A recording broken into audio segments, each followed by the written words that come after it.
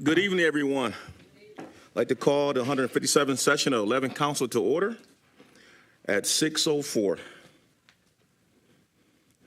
Can I please have invocation? Pastor James. Let us bow our heads. Heavenly Father, Lord, we thank you for your mercy and your grace. The scripture said, give thanks unto the Lord, for he's good, for his mercy endureth forever.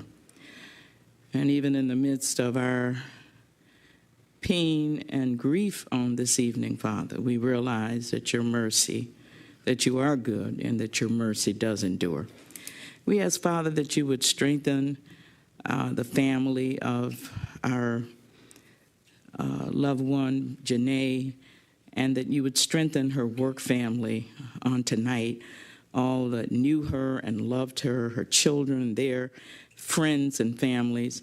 We ask your strengthening and your power, Father, to comfort these families on tonight and to comfort the city of Pontiac. We ask you to bless all of those that have worked with her and remember her and are just in great pain over her loss. We ask your blessings over this city and over the families that have been affected. Bless the meeting on tonight, Father. Give us wisdom and understanding in making these decisions. And we pray that we just thank you for your keeping power, that you're able to keep us in the midst of whatever it is that we are going through, Father. We ask your strengthening power, strengthen us where we are weak, and build us up where we're torn down. These blessings we ask in Jesus' name. Amen. Amen. Please stand for the Pledge of Allegiance to the flag of the United States. I pledge allegiance to the flag of the United States of America and to the republic for which it stands, one nation, under God, indivisible, with liberty and justice for all.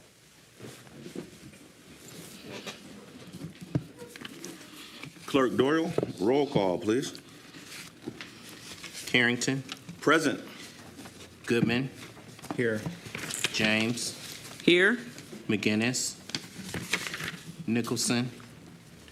Parker. Rutherford. Present.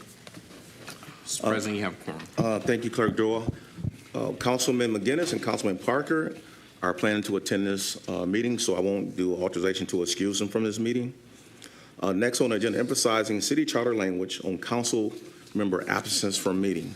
As you know, when it comes to the city charter, a council member that missed five meetings or more in a row can be removed from their seat. So we just want to make sure that we iterated that. I know it's been a lot said about council people missing meetings. So this council actually follows the charter, and if we don't get an excuse that a council member doesn't call us and tell us a reason why they're not coming to the meeting, we don't excuse their absences. So just want to let the community know that. Are there any amendments to the agenda? Hearing none, can I get a motion and a second to approval of tonight's agenda? Okay. Second. It's been moved by Councilwoman Rutherford and second by Councilwoman James. Clerk Doyle, can you please give us a vote? Carrington. Yes. Goodman. Yes. James.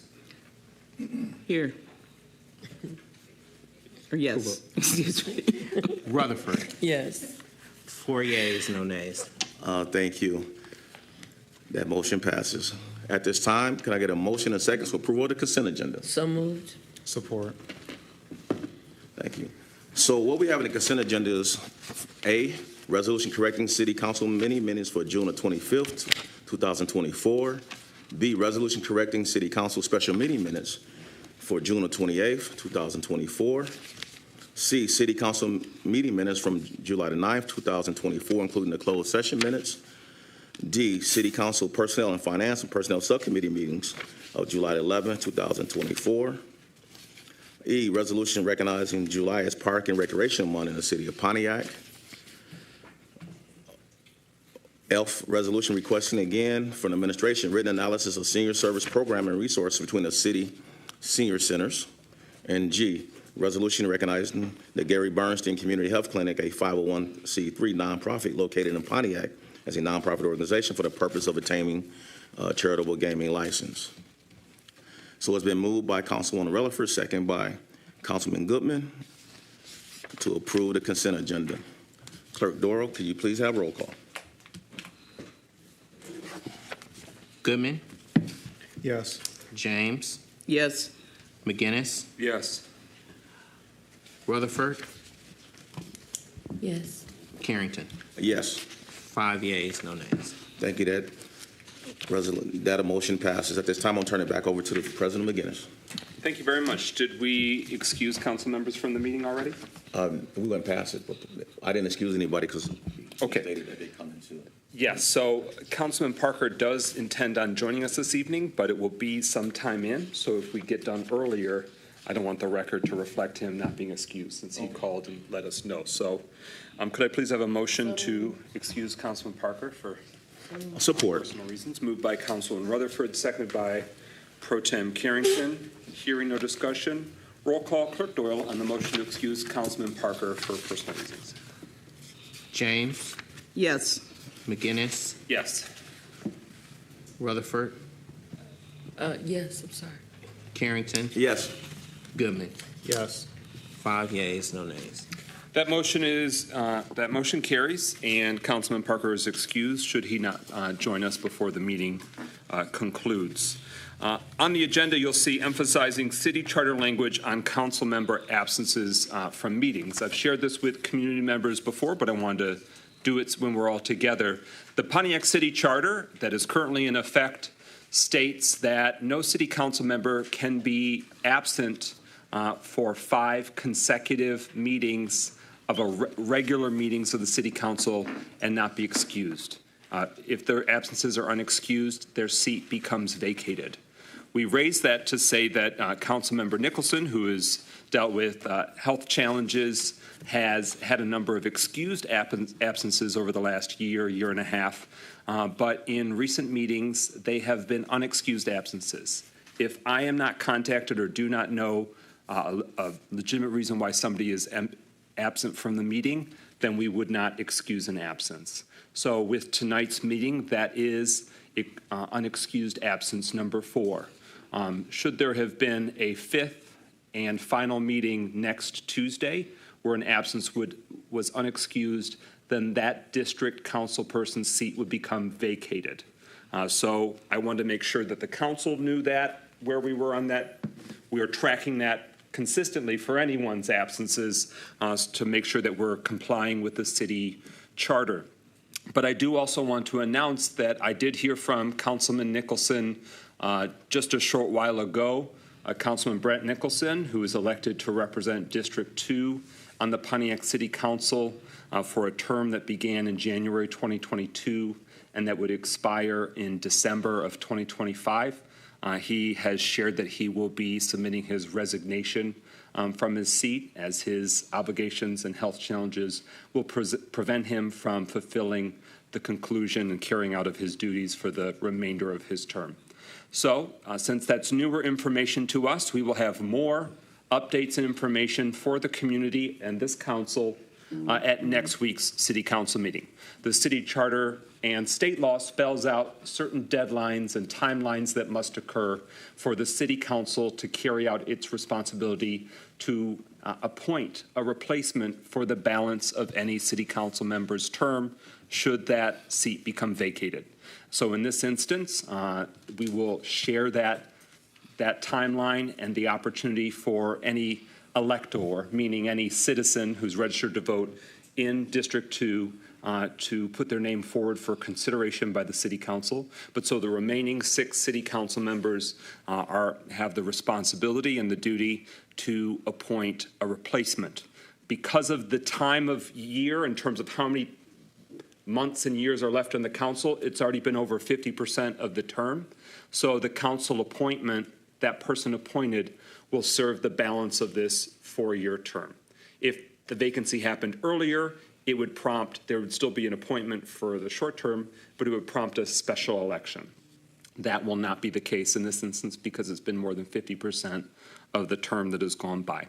So a lot of procedural stuff. We will update this community, and the city council leadership will work in consultation with council to set up a process so that everyone can have an opportunity to be considered for that appointment, and for us to consider those who've put their name forward, and then put it down to some finalists, which many in the community are familiar with. Unfortunately, we have had other vacancies on the city council in the past decades and more. So we'll be looking to some past precedents and best practices, and we will share more with you next week. All right, so with that, if I am not mistaken, we are now at number 1, the resolution honoring the life and service of Jana Sudith. We are devastated about having to take up this matter of business, but here we are. Is there a motion from City Council to adopt the resolution? So moved. It has been moved by Councilwoman Rutherford, seconded by Councilman Goodman. Before us now is the resolution honoring the life and service of Ms. Sudith. We give the floor to Mayor Tim Greimel and, of course, extend our sincere condolences on the grave loss for him and the entire executive administration. Mayor Greimel, your reflections. Thank you, President McGinnis. It's just utterly devastating. It's certainly hit me very hard, but I know it's hit all of us here at City Hall very, very hard. She's someone who really was a bright light. She always had a kind word for people. She had a great sense of humor. She lifted the spirits of those around her and those who interacted with her. She really did enrich the lives, not just of her coworkers here, not just of my life, but of the broader community. She interacted with a lot of different departments here. She interacted with a lot of different members of the public here. She poured her heart and soul into her church, Mount Zion, and she's somebody who loved Pontiac. She grew up here in the city.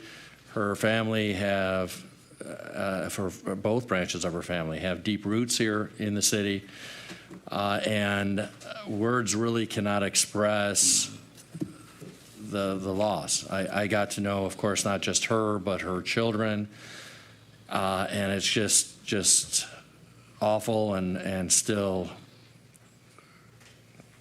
very difficult.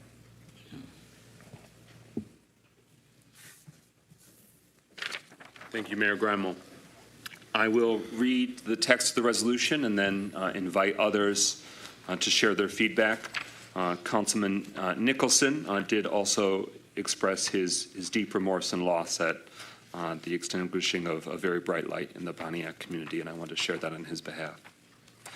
Whereas the city of Pontiac has been privileged to have many exemplary community leaders serve in the city of Pontiac over the decades, and whereas Ms. Jana Sudith worked for the city of Pontiac in recent years, serving as the executive assistant to Pontiac Mayor Tim Greimel in his office, and whereas Ms. Sudith was a hardworking, positive, kind person who was beautiful inside and out, and who made Pontiac City Hall a better place because she worked here. And whereas Ms. Sudith tragically passed away on July 13th, 2024, at the young age of 32 in an automobile accident, as did her 2 sons, which is a shocking and devastating loss for her family and for our community. Now, therefore, be it resolved, Mayor Tim Greimel and the Pontiac City Council hereby honors the life and service of Ms. Jana Sudith, and we mourn her passing as we are all shocked and heartbroken by her sudden tragic death. And further resolved, the mayor and city council expresses our deep grief, remorse, and sadness from the passing of Ms. Sudith's 2 sons who were in the same accident, and we mourn her beloved Mateo and Nico. And further resolved, the mayor and city council expresses our deepest gratitude for Ms. Sudith's dedicated service to our city and to the citizens whose lives she enriched. And further resolved, the mayor will be closing Pontiac City Hall on Friday, July 19th, 2024, in honor of Ms. Sudith and to allow for City Hall staff to honor her life at the funeral that day. And further resolved, she will be remembered by this mayor, this council, and the entire Pontiac community as a dedicated and hardworking person who made a positive difference in our city, who loved her children, had an angelic singing voice, an awesome sense of humor, a talent for dancing, and a positive personality that just made others want to be positive once they were in her midst. And further resolved, the city of Pontiac extends our deepest sympathies to her family, friends, neighbors, and colleagues, and we hope her memory may be a blessing to all who knew her. That is the resolution that is before us. Any further discussion on this matter and the resolution? Councilwoman Rutherford. You've said everything, but I think the one part we forget is that Janae had a way of getting you together when you didn't know how to say things right. And we would always have these arguments, but not arguments, they were love spats, I like to say. And she'd be like, Mel. And I'd be like, okay, Janae. And I just am so thankful that God brought her into this city and that she was a beacon. Her amazing singer voice would be what I remember her the most. People don't even know she had her own CD out, and she truly was was a walking, talking angel. And I just ask that we continue to keep her family, the Keonis family, and all of them in prayer, and just keep this community in prayer and keep this administration in prayer, because prayer is the only thing I know how to get through in times like this. So that's all I want to say. Thank you. With that, it has been shared in terms of visitation and funeral services, so I want to be able to share that for those that want to partake.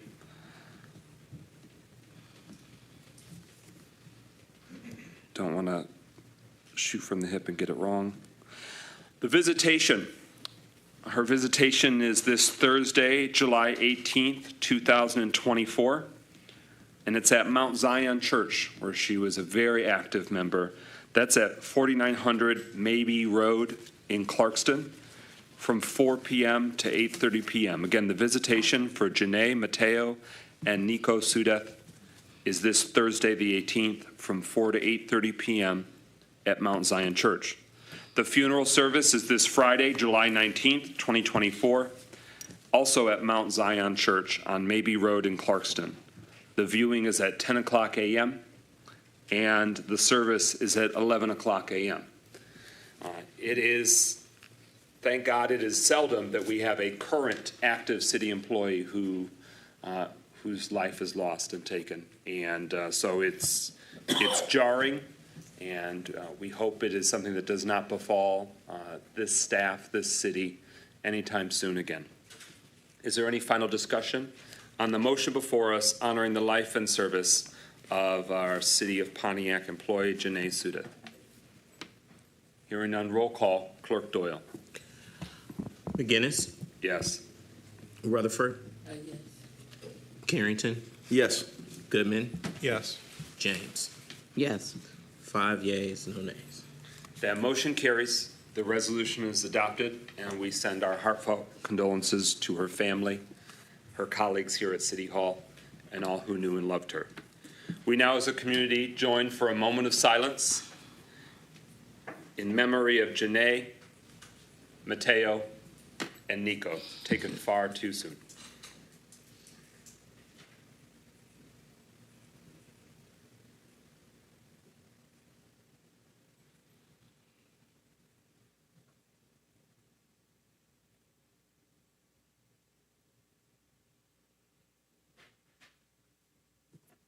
Thank you. We now are at special presentations, number 2 on your agenda.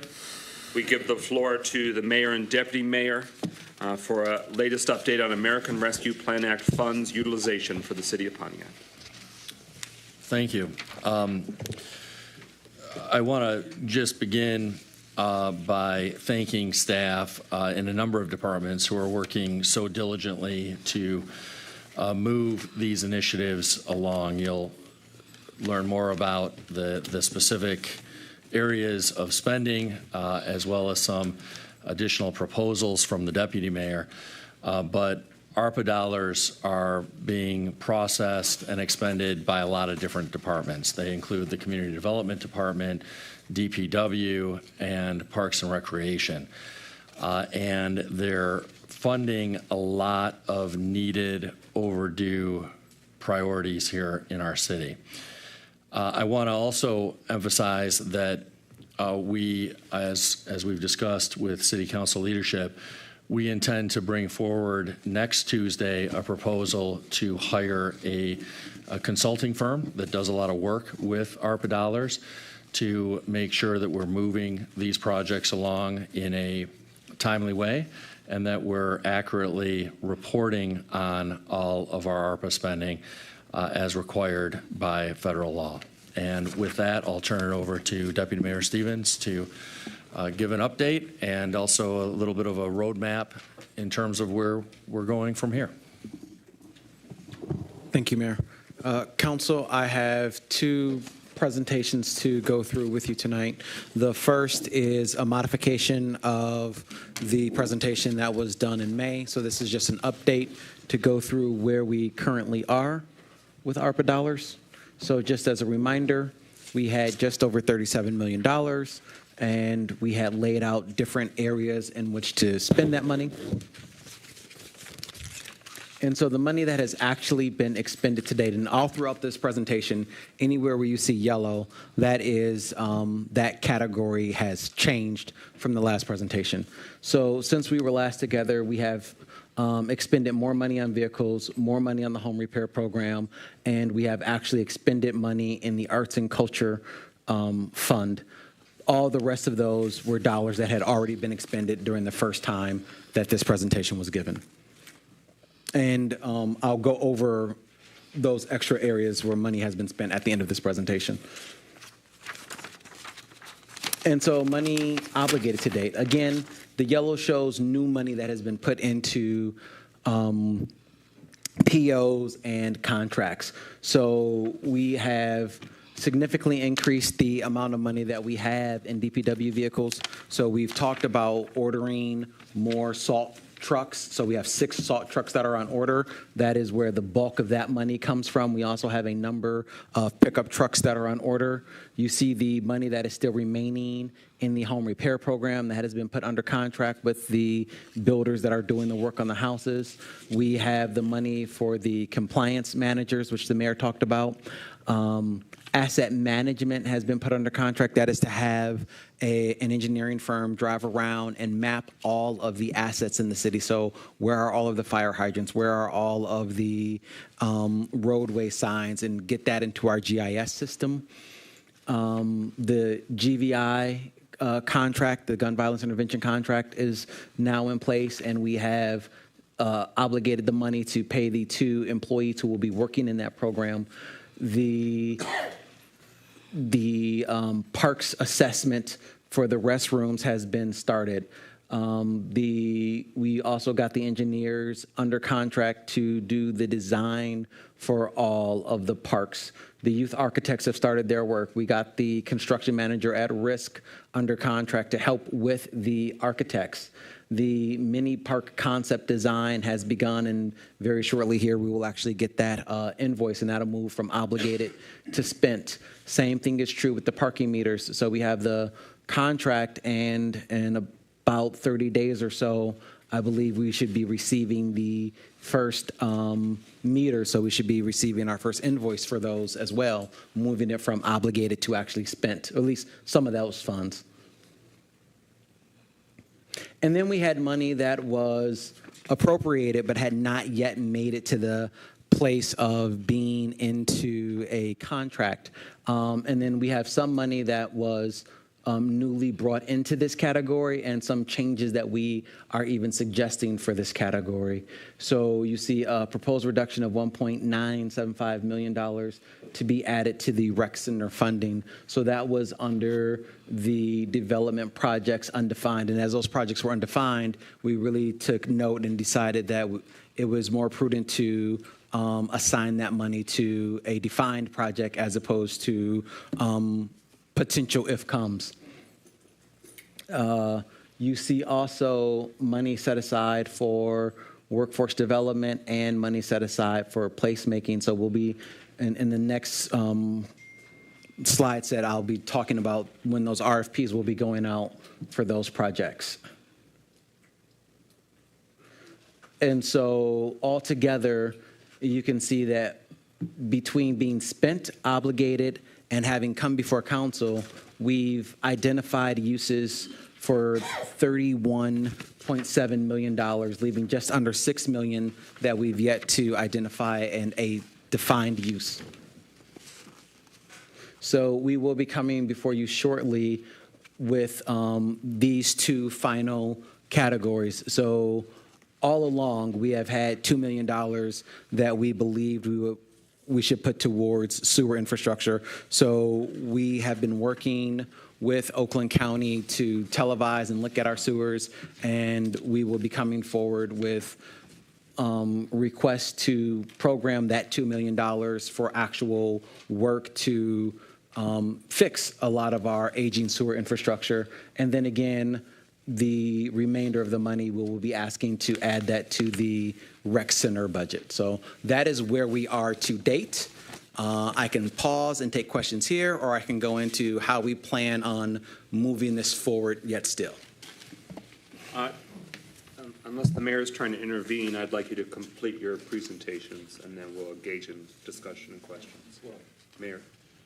Well, I do just want to clarify that the sewer infrastructure is stormwater sewer, which is under the city's jurisdiction. The sanitary sewer, of course, is under the county's jurisdiction. So when we talk about the sewer infrastructure, we're talking about the stormwater sewer that's under the city's jurisdiction. Deputy Mayor. Okay.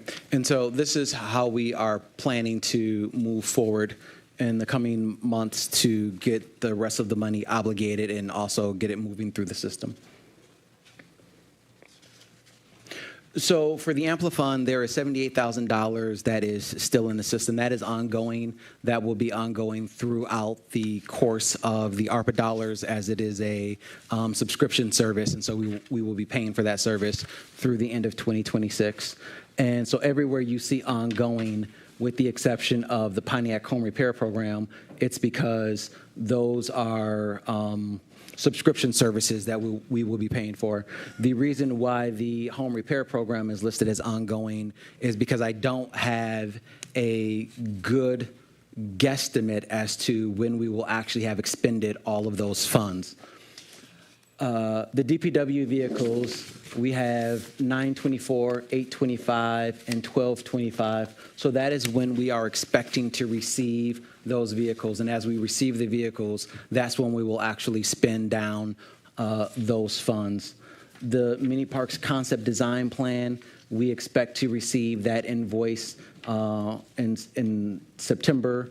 Again, I talked about the parking meters. We expect to receive that first invoice in September, and then ongoing subscription service throughout the course of ARPA dollars. And you can see, again, where we are expecting to receive these invoices and actually pay down those funds. So by the end of this year, we should have spent another $1.2 million. I'd like to just pause right here and talk specifically about the home repair program. You've heard it said multiple times that we have 8 homes that are completed, and that is correct. There are 8 homes that are 100% completed to date. There are another 9 homes that are approximately 90% complete. They are awaiting drywall, electrical, and special order pieces. You got to remember the housing stock of Pontiac is fairly old, and a lot of the items that are needed are custom ordered items because they are not available off the shelf at Lowe's or Home Depot.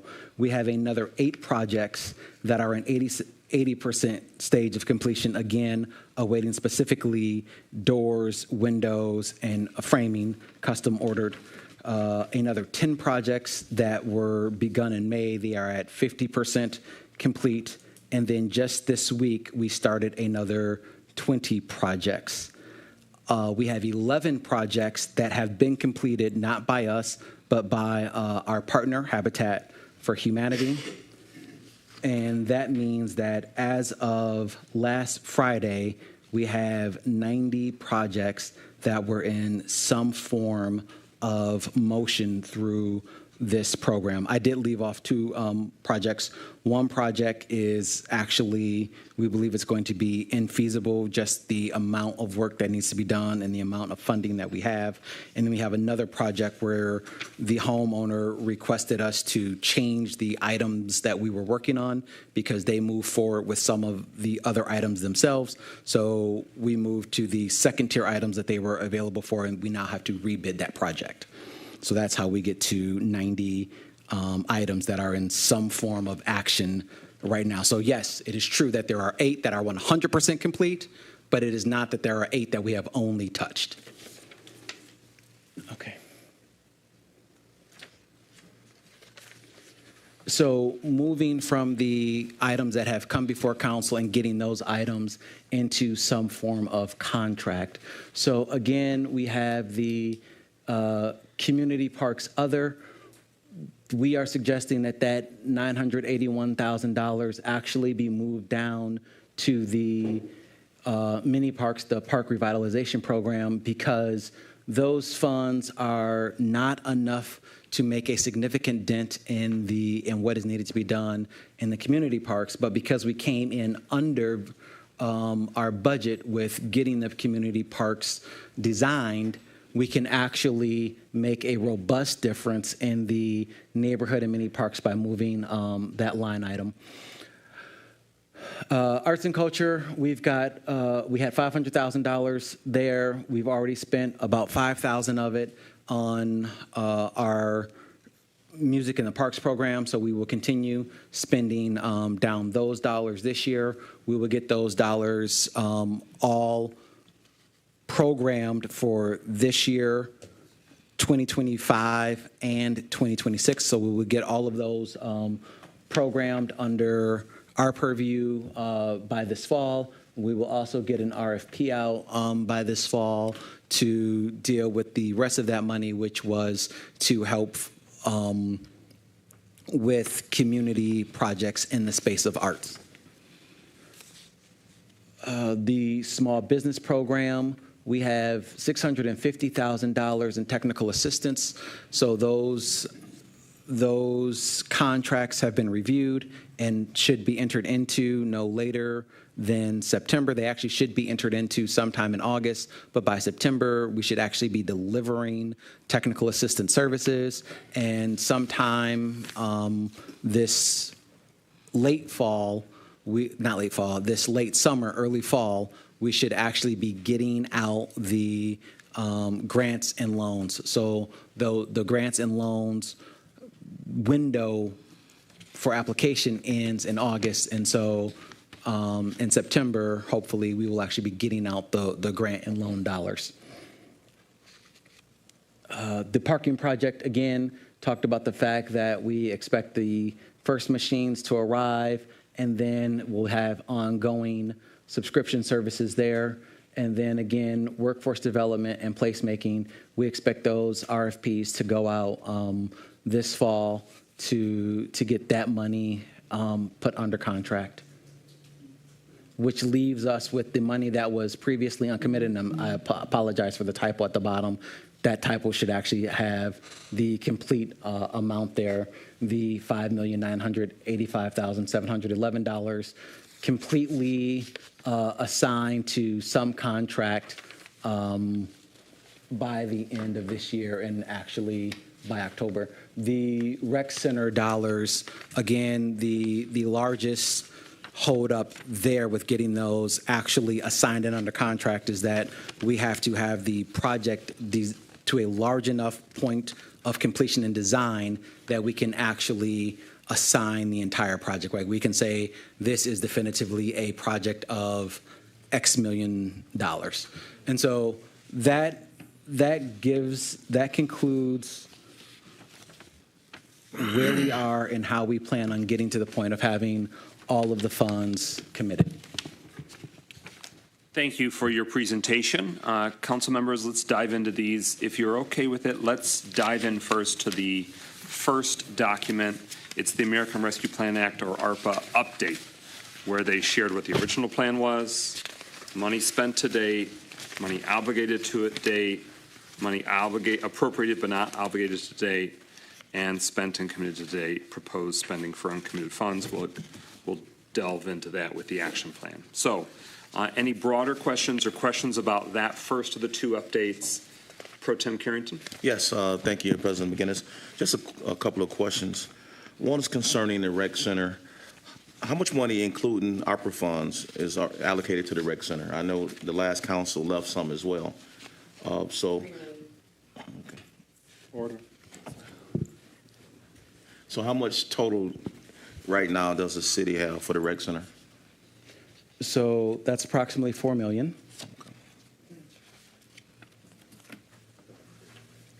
And then we've already spent some of that money down, but the youth center architects, that was $3 million, so that's $7 million, plus the money that the previous council had left brings us to approximately $10 million. Okay, thank you. My other question, you mentioned trucks. What about our city sweepers? Are they working, or they broke down? You didn't mention that at all, so I'm just wondering what kind of trucks. No, that is a great question, Councilman. So under DPW vehicles, that includes street sweepers and mowers. Okay, thank you. So when you say vehicles, you mean money spent to date, vehicles, $716,615. That includes the 2 street sweepers, and then mowers and friends related to mowing equipment and mowing vehicles. Do Yes, I have that right? Yes. Okay. Pro Tem Carrington asked about, are they working? And that was obviously a big problem and concern of City Council last year. What little Public Works birdies tell me is that with the current trash provider contract, the sweepers are full of trash but can't be emptied because there's nowhere to empty them. And that also at the temporary DPW facility, there's even a mound of trash that's growing there, because I think what was shared to council, so it was fully disclosed, with the new entity handling trash, there needs to be a new state approval for who can handle the Collier Road Waste Transfer Station. And I think that if I was reading a few steps further into it, is that they're waiting for that finalization. Has that reached the mayor or deputy mayor yet? Do you know? Has the street sweeper before this hiccup been rolling? The only street sweepers I've seen in months are those that are on state trunk lines. The state has been operating, like this last weekend I saw one on Cesar Chavez, but I haven't seen city ones in a hot minute. So what do we know? So we're kicking the tires on money spent already to make sure it was money well spent. Mayor Grimal. So the street sweepers did start making the rounds in April. We had a lot, as you know, mechanical problems with them last year. This year, we have not had any serious mechanical problems. Each of the 2 were down for about a week, each of them, this year, but that was it.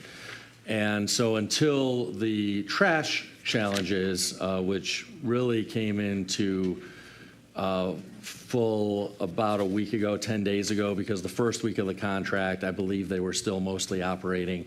And you're right, though, that they haven't been able to get rid of garbage at the Collier Road Waste Transfer Station. So that's been the most recent challenge in the past 10 days. But other than that, and the 1 week that each of them were down, approximately 1 week that each of them were down, they have been making the rounds. They've been focused primarily so far on parts of the city that did not get adequate attention last year. I know that we've been working with Priority to try to effectuate that licensing of the waste transfer station as quickly as possible. We jointly signed an application with them to submit to the state, and that has been submitted to the state. And I don't know the latest because I know our legal director was involved in that. But obviously, the sooner that gets finalized, the more efficient some of those operations will be here in the city. Okay, if you could update City Council on when the street sweepers are rolling again, per Pro Tem's question. Councilman Rutherford? My first question is, you guys originally had more money in the budget for small business program, and you actually had an increase. You now have it at, you had it at 3.5, you have it at 2.6. Want to know why that happened. Also, this is all the first question. If we're giving out $25,000 and we have only 2.6, that's how much the grants are supposed, up to 20, only 104 people will benefit from the 2.6. So I want to understand why y'all decreased that. My second question, if you want to answer, can I? If you don't mind, let's delve into that one first. Small business program in terms of where you're coming in at, Yeah. where you expect it to be. Yeah, so that is really just a function of capacity. So one of the things with the small business program, we definitely wanted to get the technical assistance out because while there are individuals who do in fact, need grants or loans, there's actually a lot of individuals whom if you actually gave them a grant or a loan, it would not be of true assistance to them. They actually need technical assistance. They need to know, I need help actually forming my LLC properly, or should it be an LLC or a sole proprietor? They need help with their accounting and their books. There's other technical things. So we wanted to make sure that we had money set aside for that. And then the grant and loan program, we really wanted to make sure that we had a loan program so that this money did not just poof, go away, but that it could actually be revolving and help people for a long time yet to come. And it took us quite a while to find a partner to actually effectuate that program. We believe that we have found that partner now. But looking at that and looking at the ability to move all of the money, the $2.6 million is where we believe that we could actually effectively spend the money in that category in the time frame that we were given. So it is my understanding that you don't have anyone in contract to sponsor the loans. Would that be a fair statement? I mean, not looking towards, so you don't have no contract, right? No, we do not have a contract entered into yet. So what is going to be the contingency plan if you don't find a bank that's going to sponsor the loan portion? Yes. Councilman Rutherford, you have the floor if you want to get through your questions. Okay. I just don't want to do the back forth, Okay, back yeah, forth. that was the second part, but that's the second part of the first question. The second one is going to be in regards to, I want to go back to it, so I want to get the numbers right. So She's pulling it up. Do you have an answer on the under contract or not, Mayor?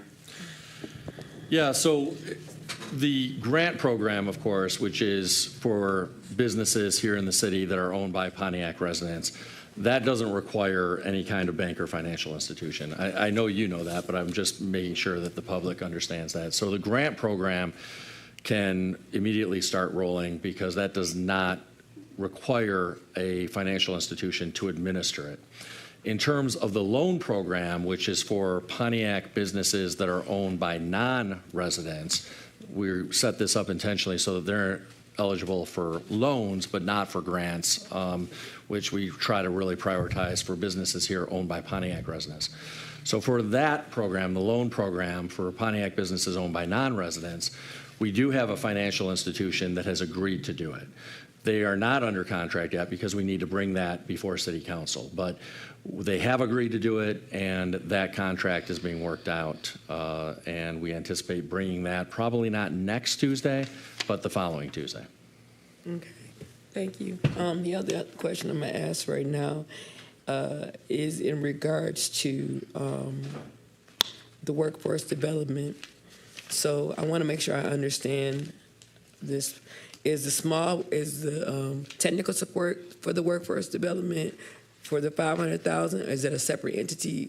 What are we doing with it? Because I'm confused as to how you did it. Because originally it was 3.5. You guys lowered it to 2.6. You say on 9/24 you want $650K taken out. But the workforce development part, what is that for? Because I thought that was all in the same conglomerate. So I yield to the administration for the second part. Yeah, so we did originally have a bucket with a lot more funding for workforce development. And as Deborah Younger started to really dive into opportunities here, we thought that the most efficient way to allocate some funds for workforce development, rather than trying to reinvent the wheel and create something from scratch for the city, that it would make sense to have a competitive application process for groups that are here in the city, or I guess they don't necessarily have to already be here, but groups that are either here already or want to come here and do workforce development. And we also wanted to make sure that we were allocating some additional funds towards the Youth Rec Center, towards some of these other priorities. And so that's why the total amount was reduced to the $500,000 for workforce development. I know that Manager Younger has had some preliminary conversations with a number of groups that do workforce development. And there was also a question of, well, how much money can they quickly absorb and start spending over the course of the next 2 years, because of course all the money has to be expended by the end of 2026. So that was another consideration in reducing the total amount of the funds. Oh, and then my last one, if you could go to the vehicles. I'm very confused, and I'm going to tell you why. We originally bought recently used vehicles last year. Then we bought more vehicles, and now we're buying even more vehicles.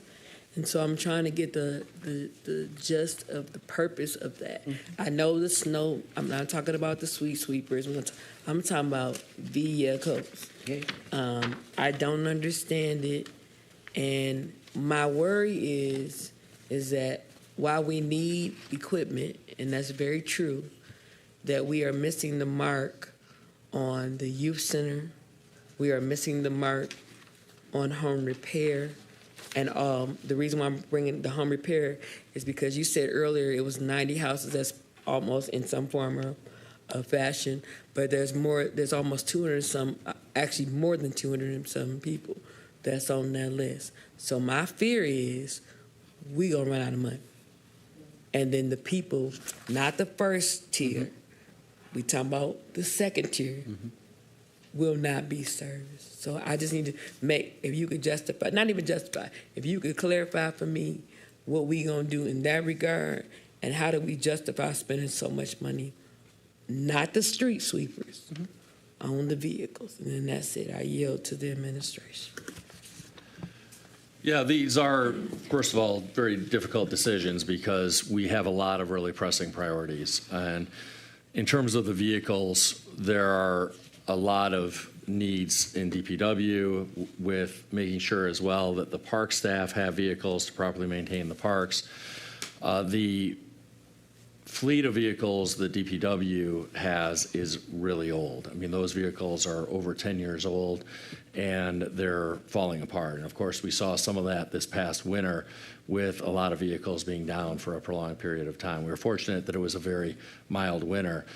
They really utilize two different kinds of vehicles for snow plowing. They utilize basically upscaled, sophisticated, higher-end pickup trucks with specific snow plowing equipment on those pickup trucks.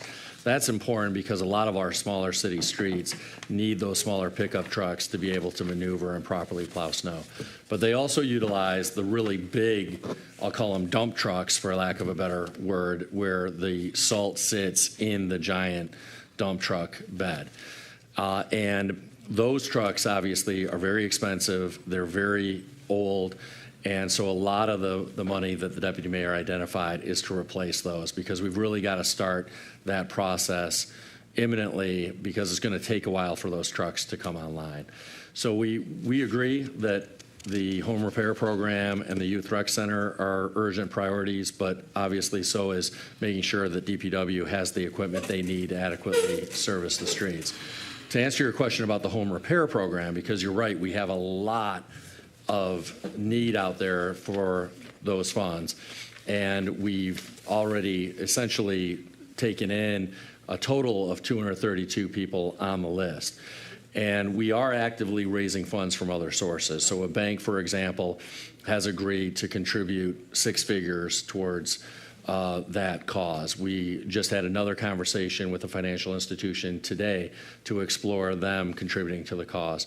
We've got another call with another bank about contributing to that home repair program.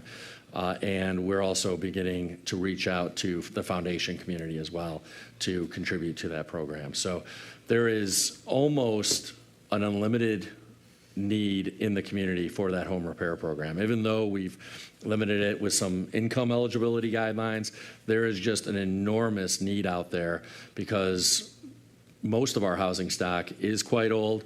We have a lot of people, mostly seniors, who have limited incomes, own their own house, and have really struggled to properly maintain or improve their home just based on the lack of financial means. So there is a ton of need out there, and we are actively pursuing a number of funding sources to address that need. Thank you. Councilwoman James. Yeah, I've got a couple of questions on the parks that's kind of confusing. But before since we were talking about home repair, have we considered? I know the program we currently have is we're asking or we're giving each homeowner up to $25,000. But we do have a lot of people, as the mayor said, there's tremendous need out there. Have we considered just, opening something up because there are a lot of seniors who really just needed a roof done. They needed very specific things. I mean, I've had seniors tell me, my roof is leaking. So you have an immediate need to get that one thing done. And they applied for the program pretty much just to get one or two items. Have we considered, putting some money into just where a resident really just needs one thing done, like their roof repaired, something very serious? Because if your roof is leaking, eventually it's going to cause deterioration in the whole house, So have we considered setting aside some of the home repair money since we added ARPA dollars to the home repair fund? Have we considered modifying our plan, from the $25,000, to just something that is an immediate need, like one issue, like a roof repair? Yeah, I think I don't want to interrupt if I don't have the floor. You have the floor if the councilwoman gives it to you. Yes. Okay. I think part of what you're asking is, have we considered reducing the amount available for each homeowner so that we can get to more homeowners? No, that's not what I said.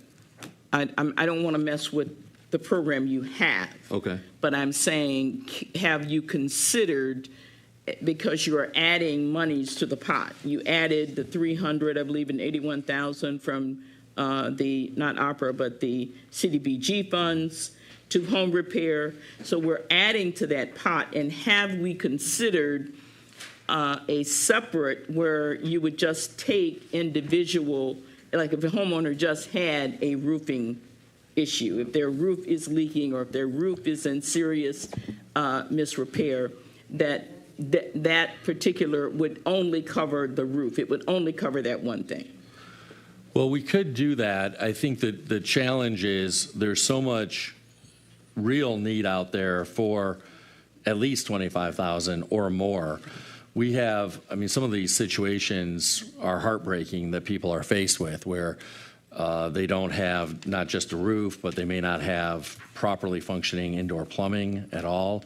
Mm-hmm. And so there are a lot of very serious, heartbreaking cases where people really need a lot done to their home. So more often than not, it's challenging just to limit it to $25,000.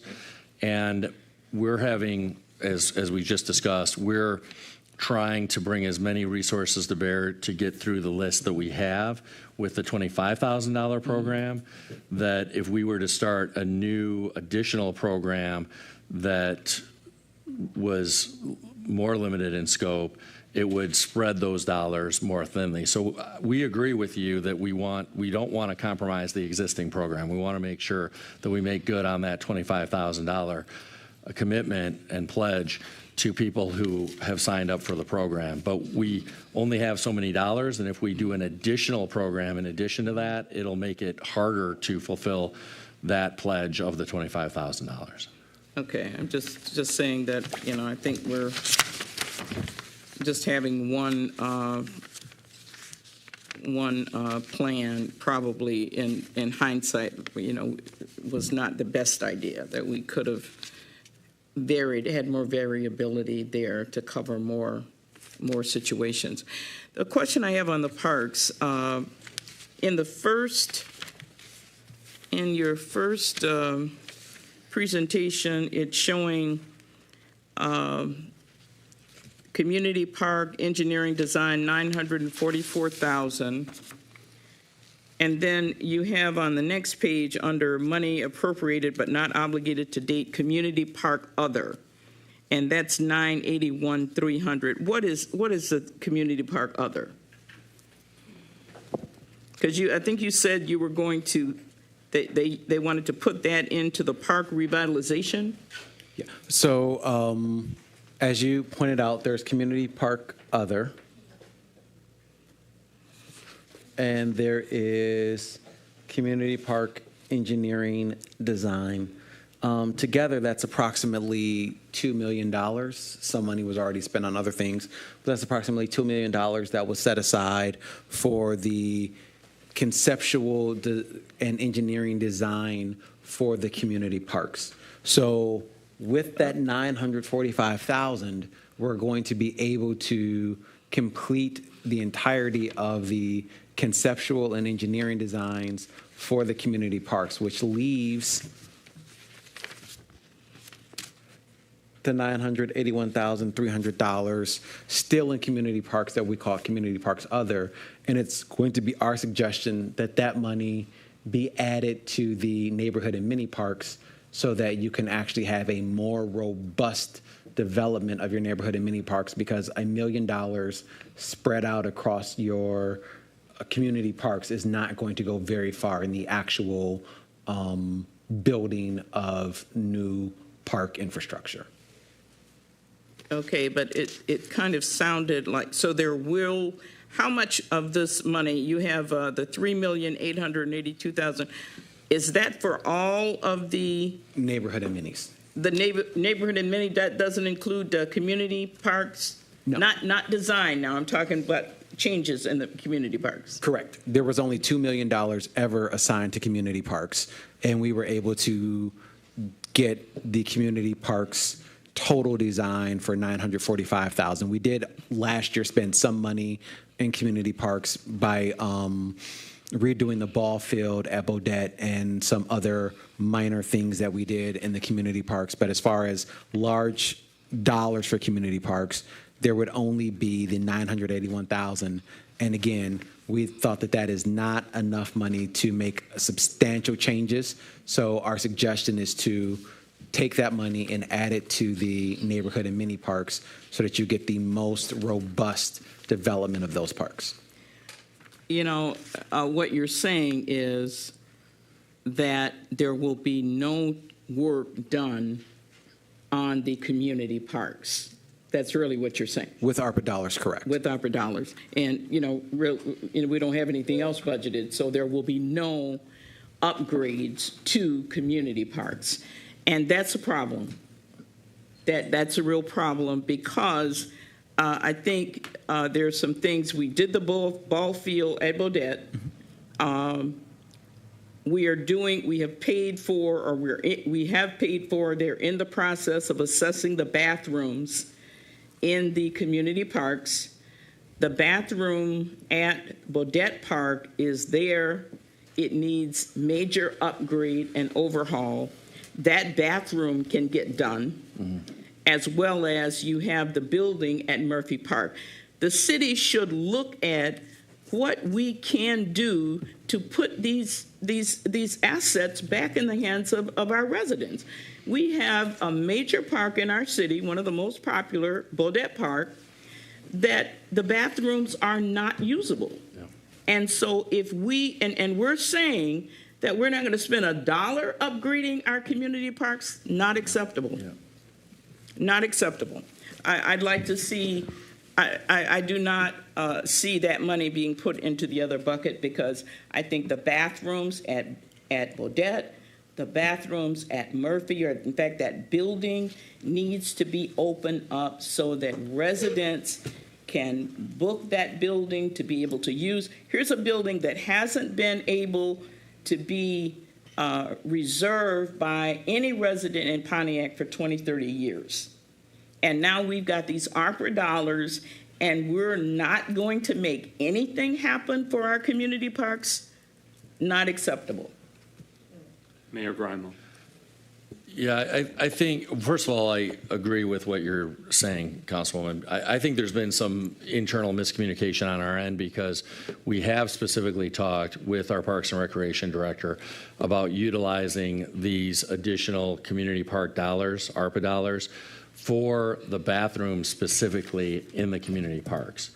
So it is our intention to use those dollars for community park bathrooms. Now, there may still be some funds left over from that bucket, in which case those additional funds might be used for mini parks, but we anticipate that we will be using those additional funds for the bathrooms specifically at our community parks. And I say that because we're doing, as you know, a bathroom assessment in all of our community parks. DLZ is leading that effort. And they've already finished all their field work and inspections of the bathrooms. They're working on preparing a written report, and they're going to be doing a verbal presentation and slideshow presentation at your meeting Monday, the Parks, Recreation, and Public Works Subcommittee meeting on Monday, to really go through those bathrooms. And so we do anticipate obligating funds for bathroom work out of our ARPA funds in the next few months here, and those would come out of those funds. So I think there's been a little bit of a cross signal on our end. But I'm just saying what he said, that they wanted to transfer it. And the last question is on the proposed spending for uncommitted funds under sewer infrastructure. We have $2 million. I really think we need to look at some kind of a resident education program. And, you know, this money is to have some impact on our residents. And we're in climate change. We're seeing flooding. We're seeing stormwater issues that we have never had to address as a community, as individual residents. And I really would love to see the city include some kind of an educational program with this money to educate our residents around the stormwater laws and guidelines, the drains in our city. I would imagine that if I asked anybody that could they tell me the drain that's nearest their house, there's probably not one person in the room that could tell you anything about the drains in the city of Pontiac. So we really need to begin to educate our residents around stormwater and what they can do to control it. I'd like to see an education program included in that $2 million that we're going to use for stormwater. I think we need it, you know. Pro Tem Carrington. Yes, thank you, President McGinnis. We were speaking about community parks, and I just want to bring up a very important suggestion is that we do something for some basketball courts in this city. The city has no functional basketball courts in this city right now. And the last time that anything was done to any courts was recently in Councilwoman Relaford's district for the I-75 tournament. And several years ago, when We Care actually wrote an empowerment grant for the basketball courts at Oakland Park. So we definitely, right now, outside of the school district, there's no community basketball courts that kids can play with. And I definitely don't think it takes a lot to redo a couple of basketball courts, maybe $50,000 to $60,000 to get those courts done. So My suggestion is that we get something for the youth and something from the kids, something that we can see immediately, something that doesn't take a long time, and that they can benefit from. Councilman Rutherford? Now, are you telling me y'all not redoing our Dunlap now? May I? Yeah. I'm sorry. Is that the extent of it? No, because this is why last week I begged, no, actually 2 weeks ago, for rims and nets still in there. So I'm just trying to make sure I'm not. You currently have 25,000 that the community. What is Dustin's group called? What's that organization called? The Pontiac Community Foundation. That they hold. We can spend that money immediately for the parks because we were supposed to originally have a conversation where we were not going to change the structure of where the basketball rims is. We know that there's a basketball program in the South Side that they've been trying to start, and I'm just trying to make sure I'm not So here. they were discussing community parks, which does Right. not apply for our Dunlap Park, but now is a valid time for you to ask to confirm on the floor from the administration if what is the game plan with our Dunlap Park? And so I'm yielding to the Mayor Graham. administration. Yeah, so as the council president mentioned, we were talking about community parks, and we've expended or obligated at this point approximately $1 million for the design and construction documents for all of the community parks, leaving a little under $1 million in that bucket. And we intend to use those funds, much, if not all of those funds, for the bathroom upgrades in the community parks. Separate from the community parks, we have our neighborhood and mini parks. And that's where we're doing the 10 neighborhood and mini parks, including Art Dunlop. And that's very much still on track. All right. Now for McGinnis questions. Let me try and make this quick since we've been very exhaustive already, but this is a big deal. And my first question is, when should council expect the latest installation of this tracking rolling update? Would it be the beginning of August, early August? Is that fair? I would say August 15th. Okay. I don't know that that's a council Or the meeting. council but meeting closest Exactly. to the second-ish week in August. All right, that'll be our target. I do want to state on behalf of District 7 residents that if I knew then what I know now, you would not have gotten a yes vote from me on your mini and neighborhood parks prioritization. Because if you took Shirley and Willard Park, Richardson Park, and other resources that you were talking about for smaller parks, and then said, we could do this, but we can't do Murphy Park, I would have said Murphy Park all day, because that's where the utilization is. That's where it's been very delayed in terms of the generations of improvements not made in Murphy Park. And I believe it's probably even on the tape. If you roll the footage, I say, well, I can buy into this concept of we're going to do these phases. So in support of the multiple phases, I can roll with this. But it's extremely frustrating and disappointing that now, when the clock is wary, there is no sort of reverting, or there is no strategic pivot that can be made with these resources. So I just, on behalf of the East Side and those that have labored for decades to keep, by duct tape and prayers, keeping Murphy Park, that major park on the East Side, going, that to us was a higher priority than some of the parks that felt stable, that felt presentable. I, for example, thought the mini park of Steed Park, which is a question for another day anyway, was more dire because it was so deteriorated. That was a bigger important, but I was willing to say, hey, you're doing a scheme on where it is in relation to population of kids, other assets, who's going to benefit from it. I can make a logical decision, but I just wanted to lodge my official frustration on behalf of the East Side about that.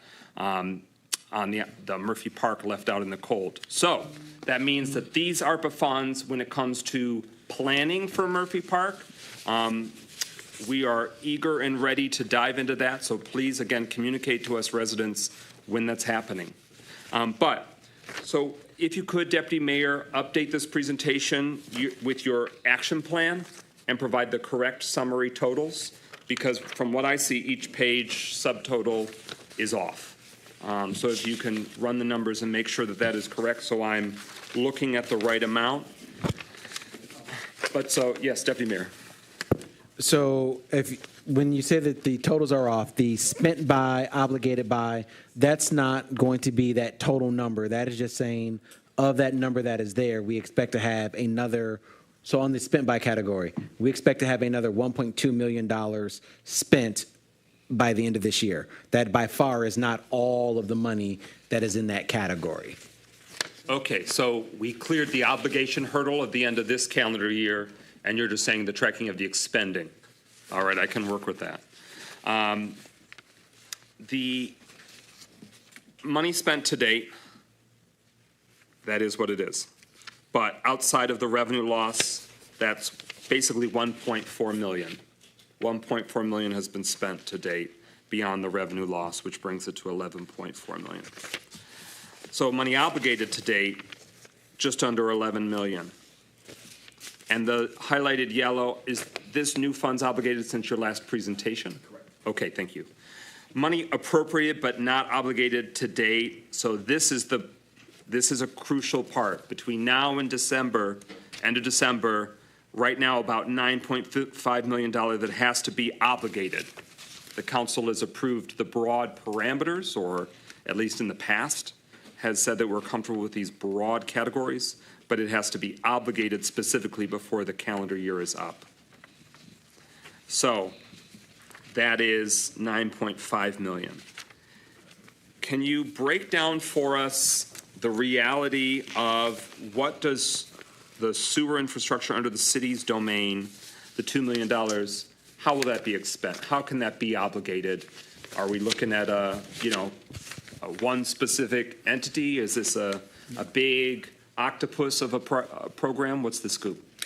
Thank you for that. So we are looking at separating that money between two different firms. One firm, and we're looking at using the cooperative process to do that. So one firm is currently doing this similar work in the city of Livonia. Another firm is currently doing this similar work in Oakland County, and our city engineer is looking at bringing to you the proper documentation using the cooperative process to bring both of those firms under contract so that we can quickly get that money obligated and actually expended, right? Okay. Because we've already been working, televising the sewers, finding out where all of the issues are. So once we get them under contract, we can immediately begin expensing those funds. What is the nature of the work? You're saying the work. What is the So some examples are areas where our storm sewer system has completely collapsed.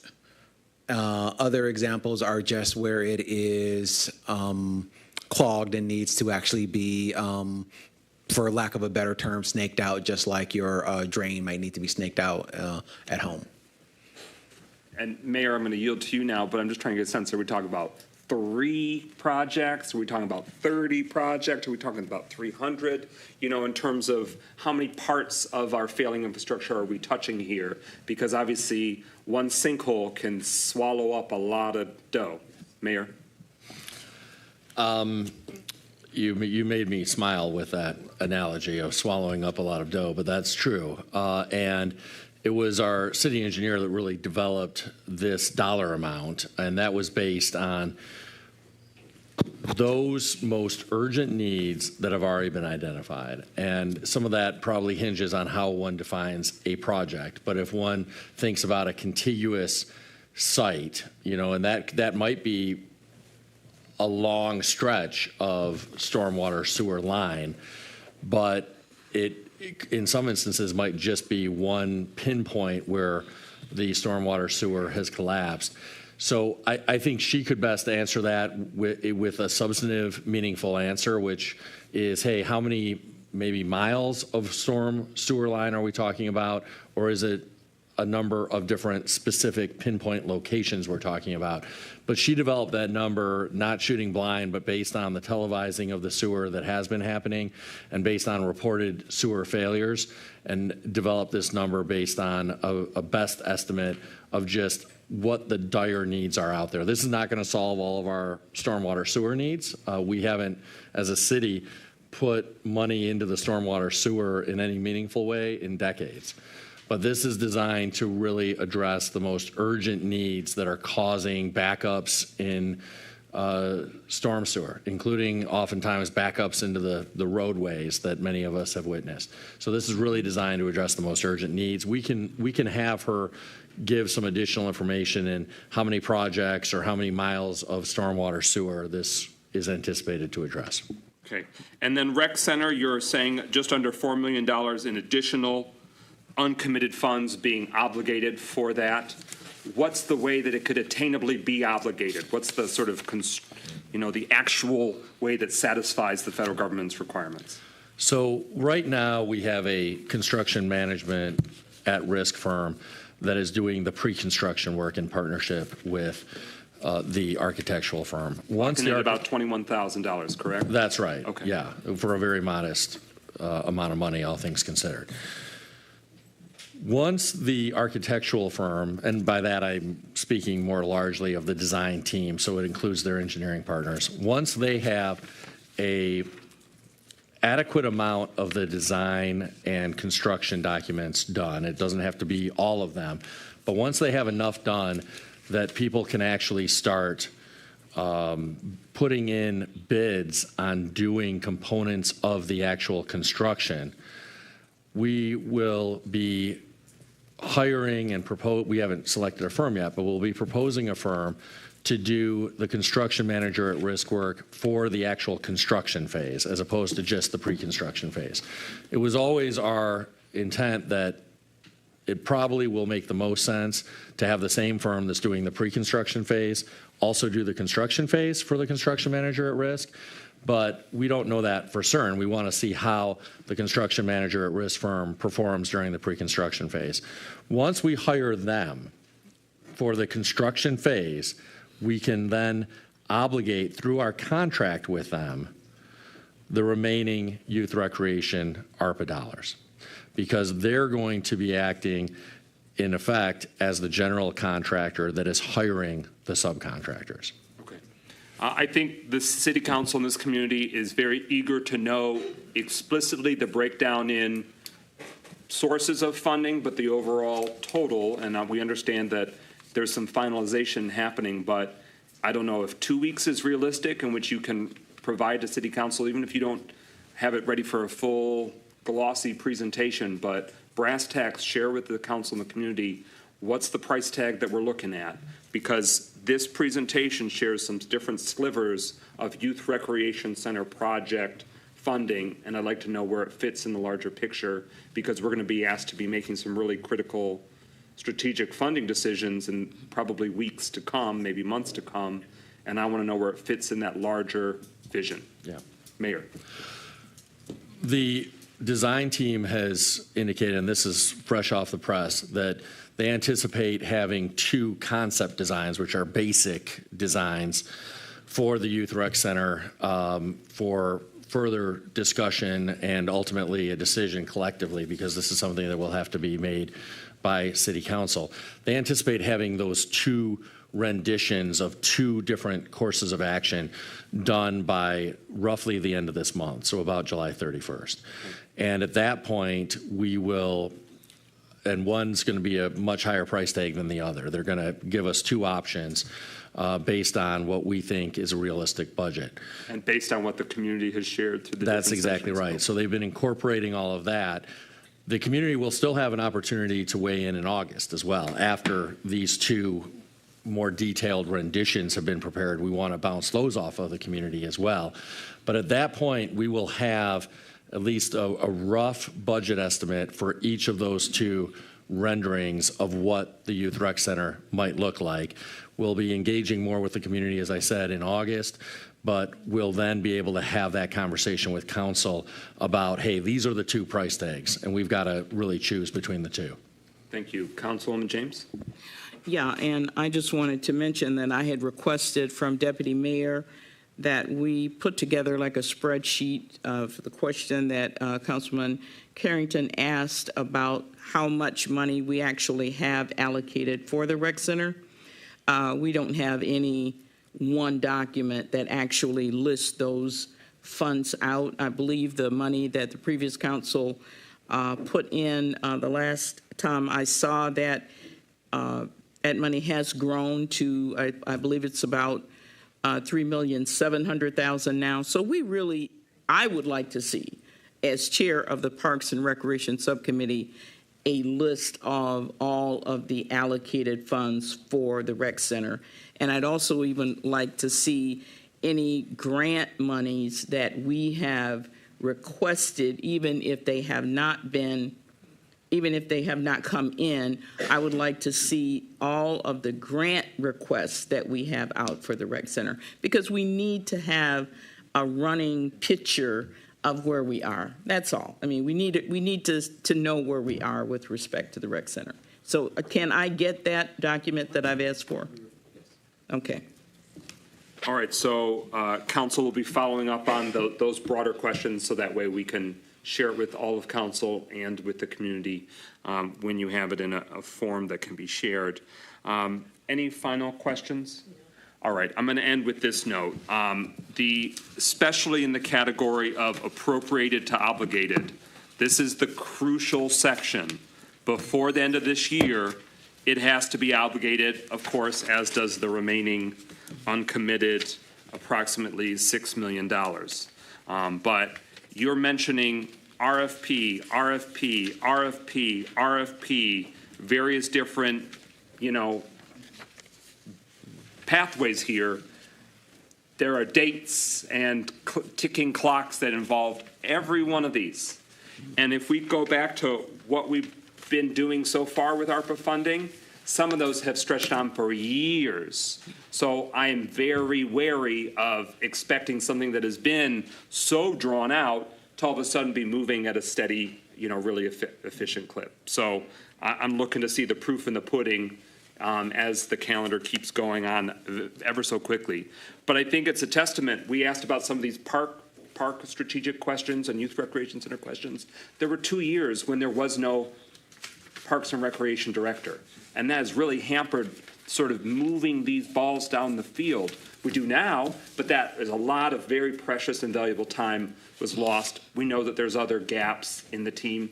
A lot of these are involving economic development.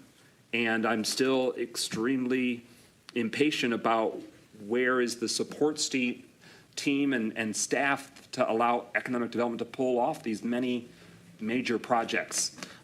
We have one manager who understandably has family issues to arise and needs to travel out of town, but where is the support infrastructure in that division to make these happen, or are we just going to roll the dice on so many of these major initiatives? So I just want to express that final concern, and we'll be looking for a lot of these categories to move dramatically in the weeks to come. So much time has been lost. All right, hearing no further discussion, we're at number 3 on the agenda, the City of Pontiac's proposed social equity program and social equity fund. Clerk Doyle, you have the floor.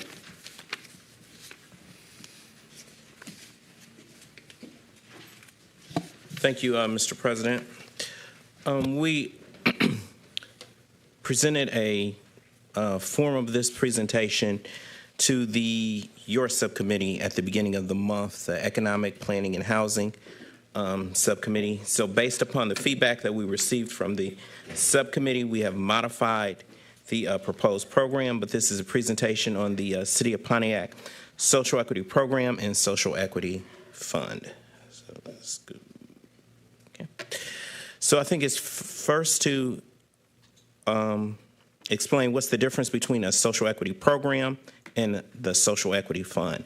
So social equity programs are designed to provide technical assistance, workforce, business development to those looking to join the cannabis industry. May have a business, may have like an auxiliary business, maybe you're a supplier to a grower, processor, or retailer.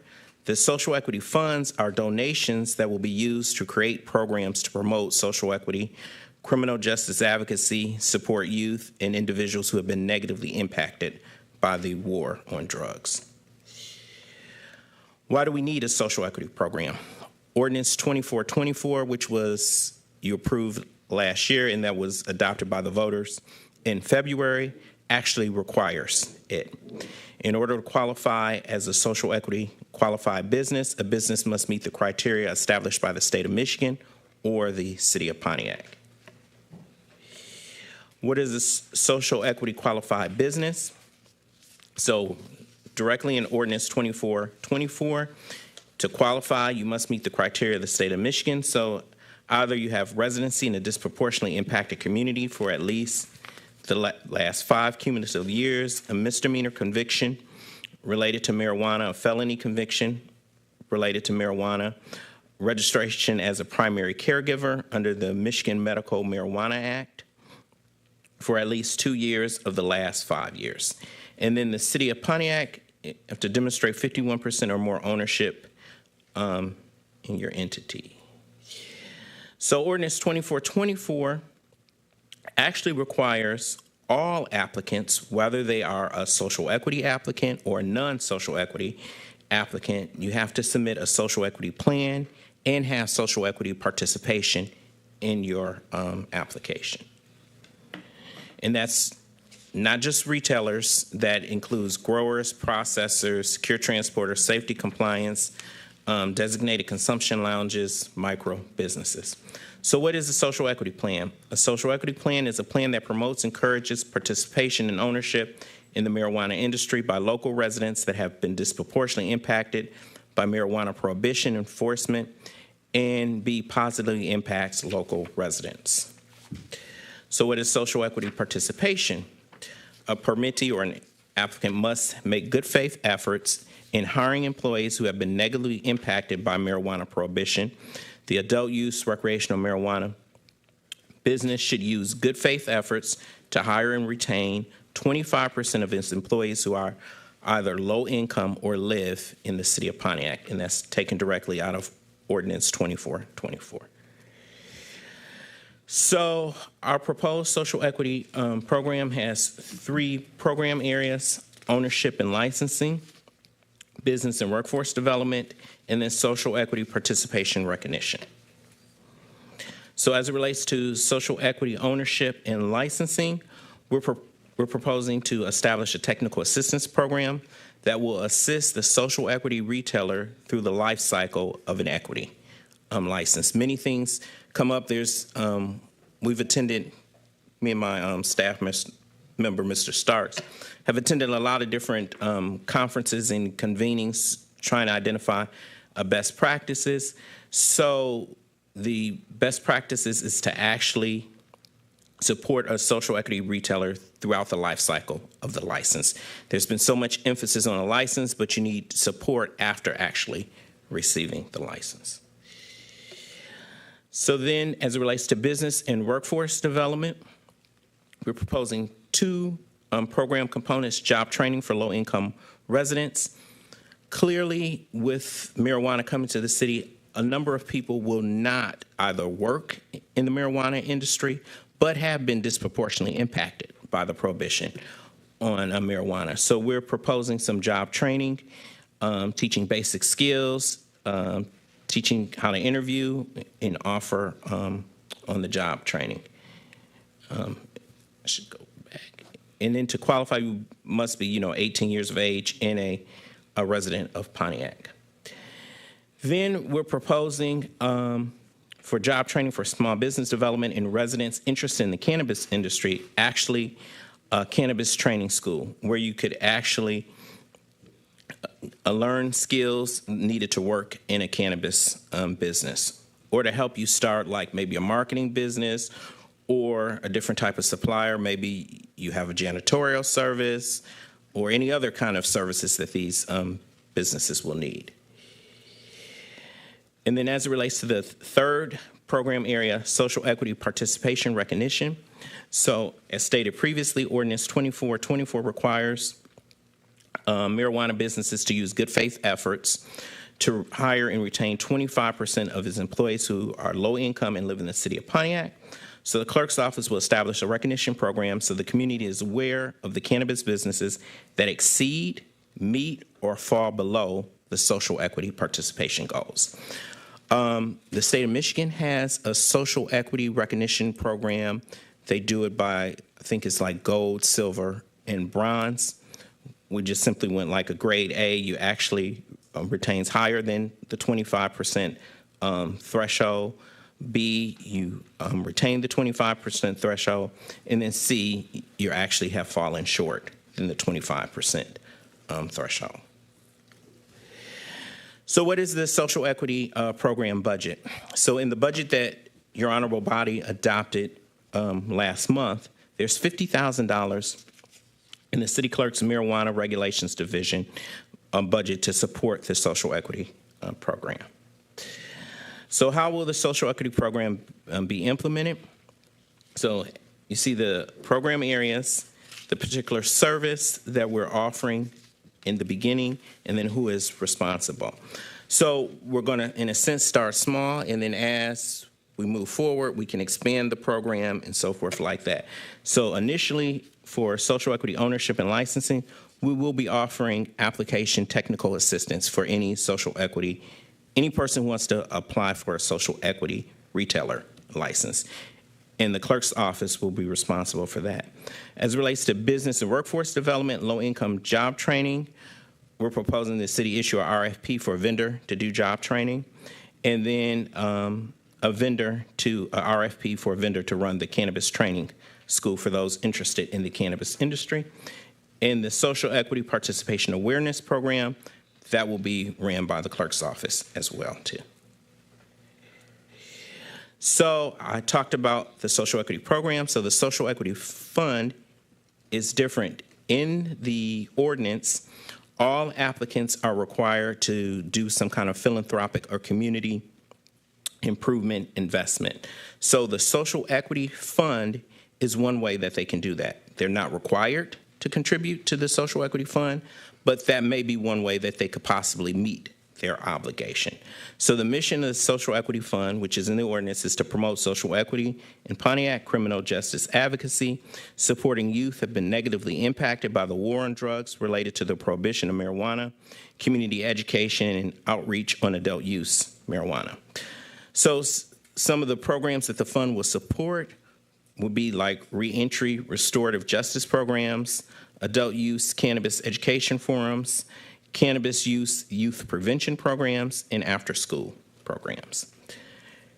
Now, the difference here is we have no idea what the budget for the fund will be because we don't know until applicants submit their applications if anyone will even make that selection to contribute to the fund. So how robust the funding and all that will be determined after the application process, which I say we will not know the budget until after the applicants submit their application. Remember, this is just one way that applicants can fulfill their philanthropic and community investment commitment. So that concludes my presentation. If you have any questions. Thank you, Clerk Doyle. Thank you to you and Deputy Clerk Starks for the work that you've done in fulfilling the task that was thrust upon you by the decision makers, past and present, for the clerk's office to facilitate this, and facilitate it you shall. When should City Council be expecting the action or the sort of enactment and adoption? Does it require any further council action, and when should we see that? So we plan to come back next week with an actual resolution. I'll confer with Mr. Attorney Murphy for actual council to take adoption on the approving the City of Pontiac's proposed social equity program, because it will need to be in place prior to the acceptance of applications. Later on in your agenda today, you'll be asked to approve the scoring guides. Then next week, you'll be asked to approve the social equity program and to set the application fee for adult use cannabis. And I think those are all the actions that are required by this council. Because August 8th is the first day that we can begin to accept applications for growers, processors, secure transporters, and safety compliance. And then if the council adopts the scoring guides this meeting, then tomorrow I will announce, that the 21-day window will be for retailers and social equity retailers and designated consumption lounges and micro businesses. The applications that actually get scored will be September 9th through the September 30th. Okay. So depending on the council action later, that'll determine that. Final questions? Pro Tem, followed by Councilwoman James. Yes, thank you, President McGinnis. So when it comes to being a social equity qualified business in Pontiac, that business has to have 51% Pontiac ownership or minority ownership. I just want to make sure that. Defer to Attorney Murphy.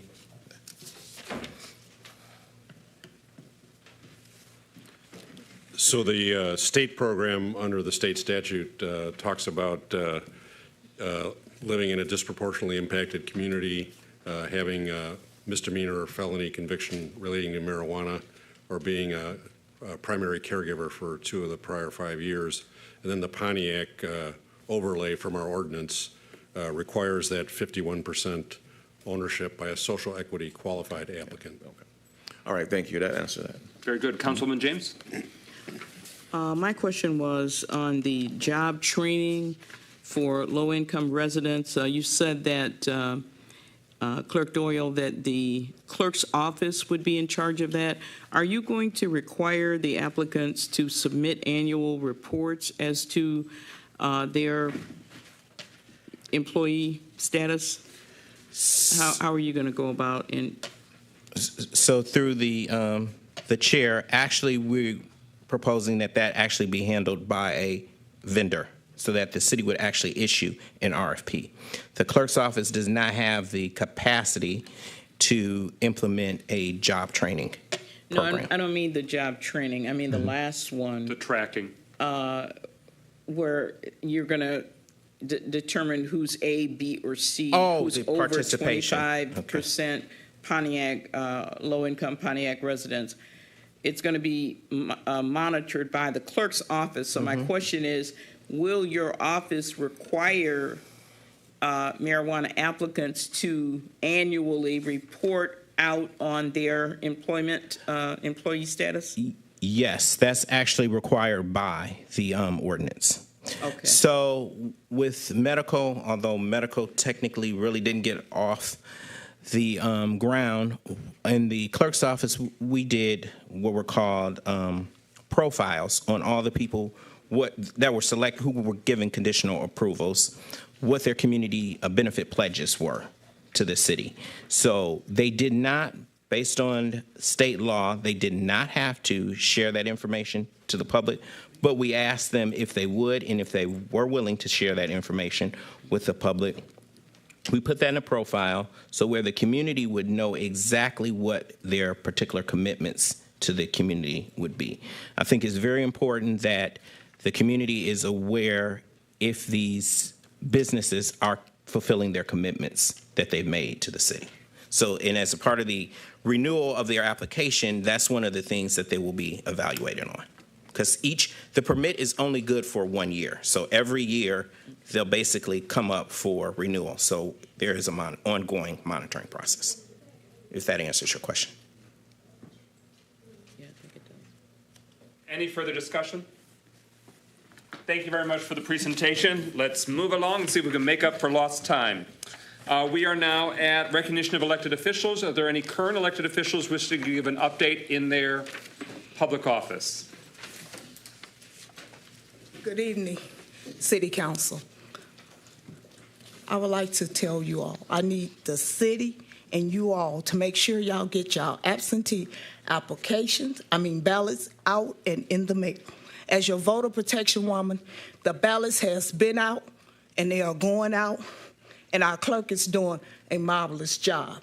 As to say for that, he needs them being returned back into the office, and if there's anything on that ballot you don't know, please call each councilman that's sitting up here that represents your district to get the information that you personally need to make sure you do what you need and your due diligence. Thank you as your voter protection for the MDP, Veronica Taylor. Any other elected officials wishing to give an update on their position? Good evening, everyone. Honors to everyone. Praise Allah. And praise Allah for the life that he's willing. And so it was a terrible loss. So I hope Allah is pleased with the life of Janae and her children. And we always have to think of others, because I think sometimes we take each day for granted. So I want to praise her life and live of Janae and her kids. Second of all, honors to everyone here in the audience. I just want to update on the Charter Commission. I see it's on the being for a resolution to have some of the money moved back. I greatly appreciate it because we were unable to continue to get out the word about the charter. So please vote on the charter for August 6th, and thank you for moving some of that, the funds back to the Charter Commission. Thank you. Are there any other elected officials wishing to give an update? Hearing none, we're now at agenda address. Councilman Rutherford, who's first up? Dr. Deidre Waterman, she'll be discussing item number 2. Coming up after that will be Marlon Robertson. Marlon, which items will you be discussing? The discussion on yard waste and trash pickup. All right. Well, since I've heard the discussion here, I've changed which one I'm going to talk about. But first, I want to recognize and give sympathy to the administration and the family for the sudden and tragic death of Jana Sudith and her 2 young children.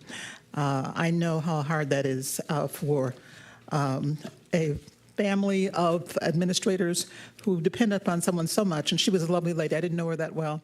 I'd have heard her sing, and I just, given that I know the tragedy that's going on, I just want to express my sympathies as well.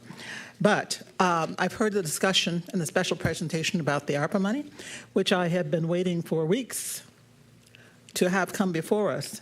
And now that I've heard it, I'm a little in angst, as I hear some of you are. First, Council, you agreed on a budget in November 22, and now there are changes in that. And are you agreeing to that, what we hear right now? From what the questions I hear, some of those things are not quite what you had anticipated. So the question is, do you have the backbone to change it? Okay, that's up to you, Council.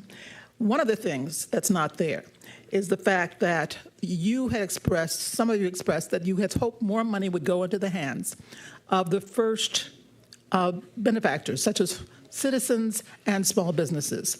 And instead, I'm hearing there's less. There's less. For weeks, people have been asking me about their homeowners' repair funds. How come they could not be involved in that? Applications were closed down in one day. And we were always told and promised by administration, oh, we're going to have a third round. And now I'm hearing not only is there not going to be a third round, but you're not even going to do the second round. So I'm a little distressed. I'm putting out some rhetorical questions, but Council, ball's in your court now. So what are you going to do? Thank you, Marlon Robertson, and then after, I'm sorry? Malin Robertson. Yes, sir.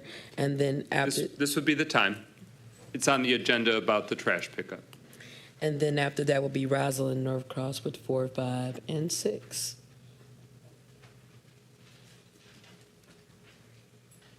Good evening, council members, ladies and gentlemen. As citizens, as a advocate of my neighborhood, people, they come and they ask questions. And I try to give them the best answer that I can. If not, I go to my councilman. They're very disappointed in how Republic has been conducting themselves in yard waste pickup. They came down and made a big presentation on what they were going to do, but no avail. It was like all false. It's been almost a month, and they haven't lived up to their obligation as of yet. There's still yard waste for the last 2 to 3 weeks still out. That's ridiculous. This is our city. And we'd like to make it look presentable to visitors and where we are living at now. So something has to be done. What is wrong with the equipment? What is wrong with the administration? And in my opinion, I think it's a very big mistake when you hired them for the last 10 years without knowing their track record thoroughly. So that's one thing.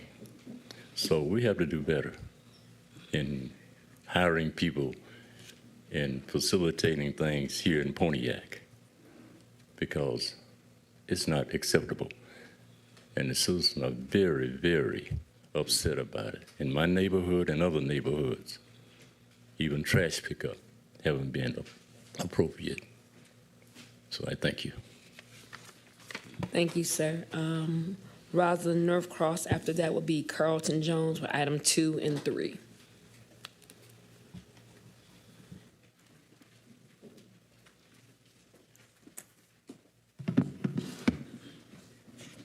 Good evening. And I too would like to express my condolences to the administration and to the family of Janae. I worked with her just a few times, but she was always very cordial and very effective at what she was doing. And we will miss her. I'd like to just speak on the communication part and education part of the scoring for the marijuana business applicants. Minimally, the applicants are expected to include a meeting at least once a year with neighborhood organizations and residents and the general public. My concern is what constitutes a neighborhood organization, and that's very important because the residents want to be involved and want to be kept update. And as Mr. Doyle said, they're going to be reevaluated every year. So it is important if they have to include neighborhood organizations in their application and how they are contacting and these neighborhood organizations. We need to know what constitutes a neighborhood organization. Also, and how can neighborhood organizations make sure that they are included as a neighborhood organization? And my last comment has to do with the trash pickup. Yard waste has been picked up after 2 weeks, but the special pickup still is on the curb. Carlton Jones, and then Ms. Clark will be the items you're going to discuss. Huh?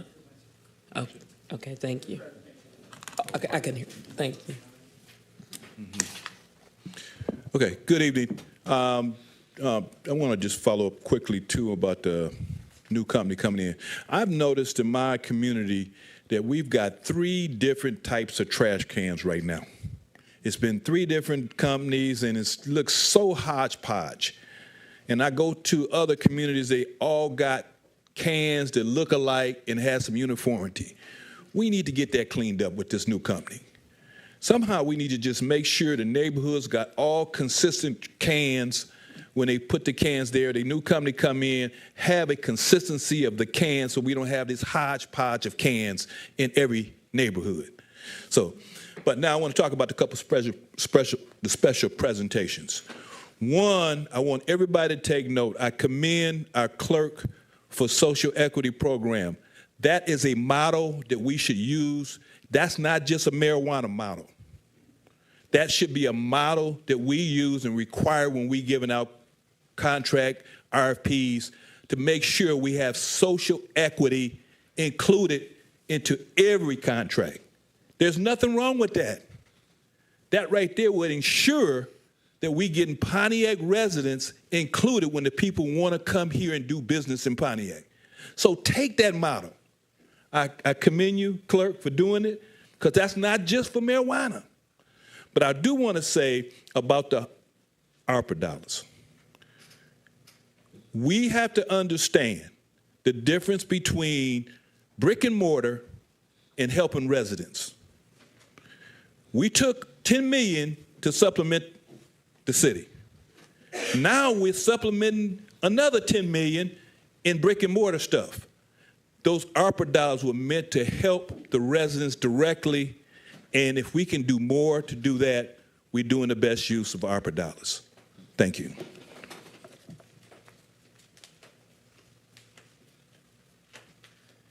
Good afternoon, Administration, Council, and Mr. Garden. You have my deepest sympathy for the loss of your fellow employee.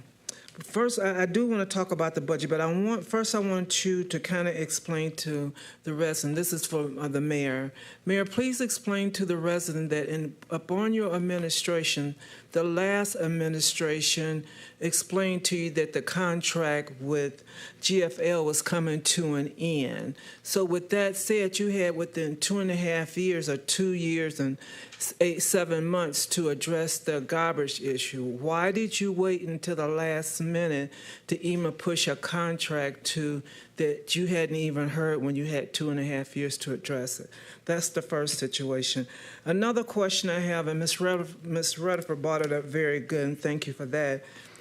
On May 21st of 2024, you had in the budget $700,000. I'm sorry, I'm kind of tired. For leased vehicles. Today you have $716,000 for leased vehicle with a difference of $13,883. Explain why May 21st made such a difference in the budget for today. That's very confusing. And a quick message I want to ask soon, this is for Mr. Nicholson, this is no disrespect intended, but could you explain to the public, now, according to you, he may or may not resign. It's yet to be said until his resignation come in. But what if he decided to come to work faithfully? Will he still be on the clock for the 5th unexcused, or does the clock start over for him and have another unexcused absence? All right, thank you. Our last speaker will be Ms. Gloria Miller. What item are you speaking on tonight? Ms. Miller? Oh, CDBG, trash pickup, all that's been discussed. That's why I'm down here tonight. I was going to stay home, but my residents is blowing my phone up. You know, first of all, I'm going to say this. I was here when they brought that contract forward for that trash. And it's not personal. Don't take it personal, but it is your job. You should have turned it down. We suffering from this. On my street, we got bags on my street, been on there 2 weeks, and it rained on it. They smashed. And my street, not bragging on it, but we keep our street clean. You know, I got the MLK Bridge. I got the rec center.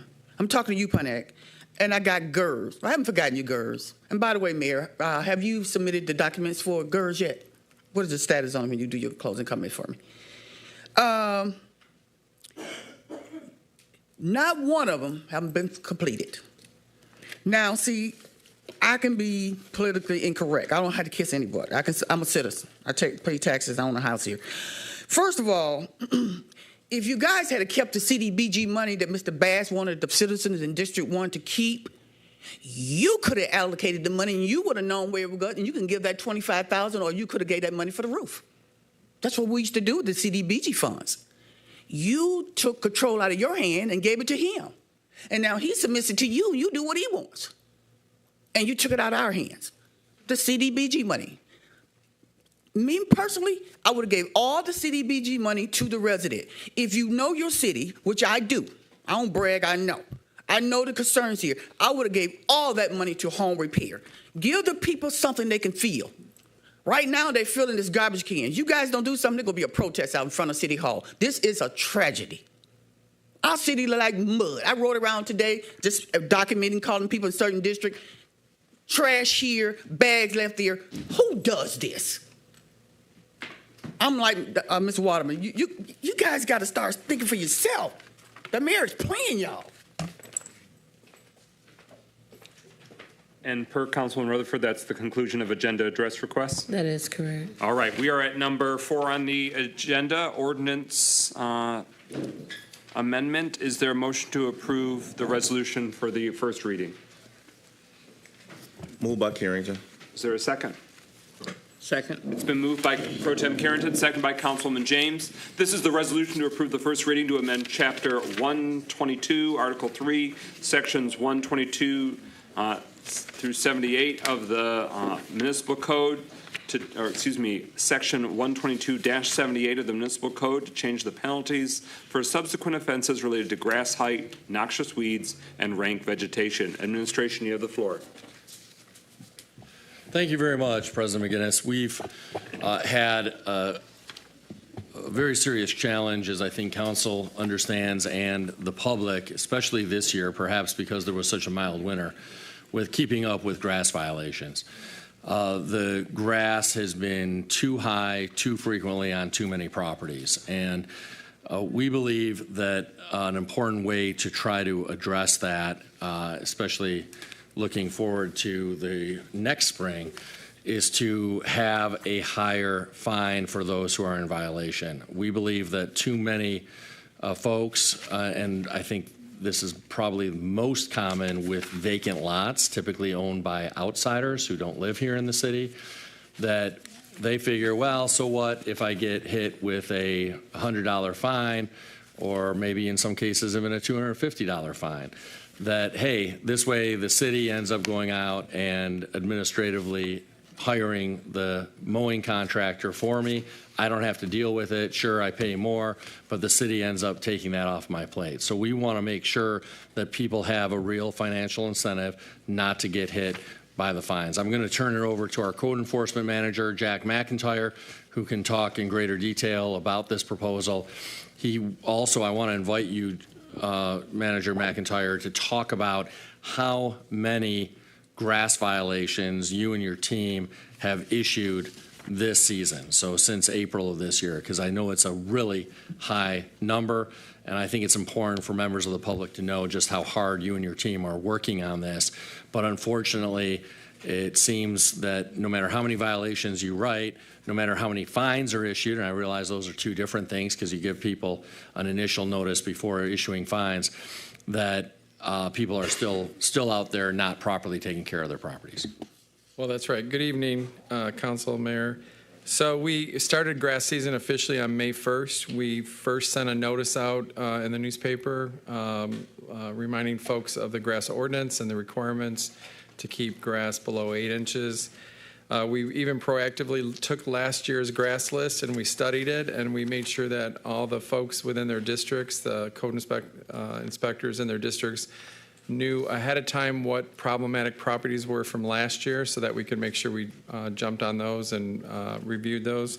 To date, we've issued just under 3,000 grass violations, and these are strictly cutting grass violations. They're not property line growth of weed trees and things that are occurring that way, or overgrown trees or trees that are overhanging sidewalks. In addition to these 3,000 grass violations, we're also addressing those concerns as well. I had the staff in my department pull some numbers, these what we are calling kind of repeat folks that we've already had to visit 2 and sometimes 3 times already this season. And that number is right around 289 properties. As the mayor indicated, a lot of those properties are lots that are owned by folks outside of the city, which makes all of us even more angry because we're a little frustrated with folks that don't live here, own property here, and think that they can manage it the way they do. So this ordinance, the plan is not changing in terms of enforcement. We give a very generous enforcement here in Pontiac. We give 7 days. We post a notice and we make sure we give proper notice. If the property is not resolved within 7 days, then a contractor does enter the property. The grass is cut down to below 8 inches. They are billed what the contractor charges us plus a $100 administration fee. But in addition to that, we also have the ability to issue a ticket, a district court ticket. And that's what we're asking for today is to change to amend the ordinance so that the second offense that occurs is automatically a $500 fine. Pro Tem Carrington, followed by Councilman Rutherford. And again, this is the first reading. There will be a second reading as it is an ordinance amendment. Pro Tem. Yes, thank you, President Guinness. Just one question concerning city-owned lots. How many of those are basically going uncut as well? Because I'm just trying to do a comparison, because basically I know that from my district, I'm always in this tug of war when it comes for city-owned versus private-owned lots. So, Yeah. what's been your take on the number of city lots? So I hasn't been cut. worked with DPW in advance of the grass season started. We did something similar to what we did last year. We also give the city a 7-day notice. If it's a city-owned property, we do as well with the county and also with the state. Everyone gets a 7-day notice, whether it's privately owned or owned by the city, county, or state. And what we do is we have a system in place where the supervisor, I think he's a superintendent that's in charge of that in DPW, gets a notice. If we write up a city property, for example, today, they'll get an email from us today. We'll let them know that what the cut day is for. And so along with the list that they already have of city-owned properties, then they're also getting notice from us if there's a property that was missed and needs to be cut. Okay. And my follow-up concerning estimate time it takes for a lot or a business to get cut once you guys tag it to be cut. So if we tagged it today, and today is Tuesday, they would have until the end of next Tuesday to resolve it. Otherwise, our contractor will enter the property next Wednesday and correct the violation. Okay. One more follow-up. Also, once you go to court, and I look at all your reports that I get sent monthly when you guys go to court. But what I'm seeing is a lot of default, where people are not showing up, they brushing off the $100, Yeah. and they really don't care. So with the defaults, and each time Maribel sends you those updates on a weekly basis of what cases in your districts were, there's a statement at the bottom that explains how defaults work. The grass is still going to get cut because even in addition to the ticket, they're being placed on the grass list, and so if it's not cut in 7 days, the contractor, our city contractor, is going to cut it.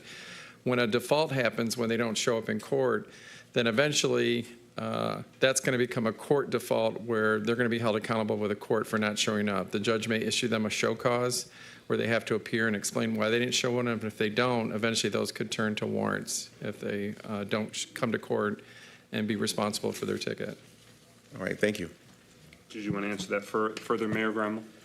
Yeah, thank you. I think it's important to clarify that, yes, if they get a default judgment or otherwise get fined and then still don't cut their grass, our contractor will cut it. But I think it's really important for those here or listening from home that cost plus an administrative fee is then billed to that homeowner. And if they don't pay that, that's put on the tax rolls. Is that right? That's correct. Through our miscellaneous receivable billing system, as soon as we pay the contractor, then we invert those invoices, and it's built in already that it would be the cost of the cut that the contractor charged per contract plus an $100 administrative fee. And if they don't pay it by sometime in the middle of September, then it would be added to the tax bill. Councilman Rutherford. Okay.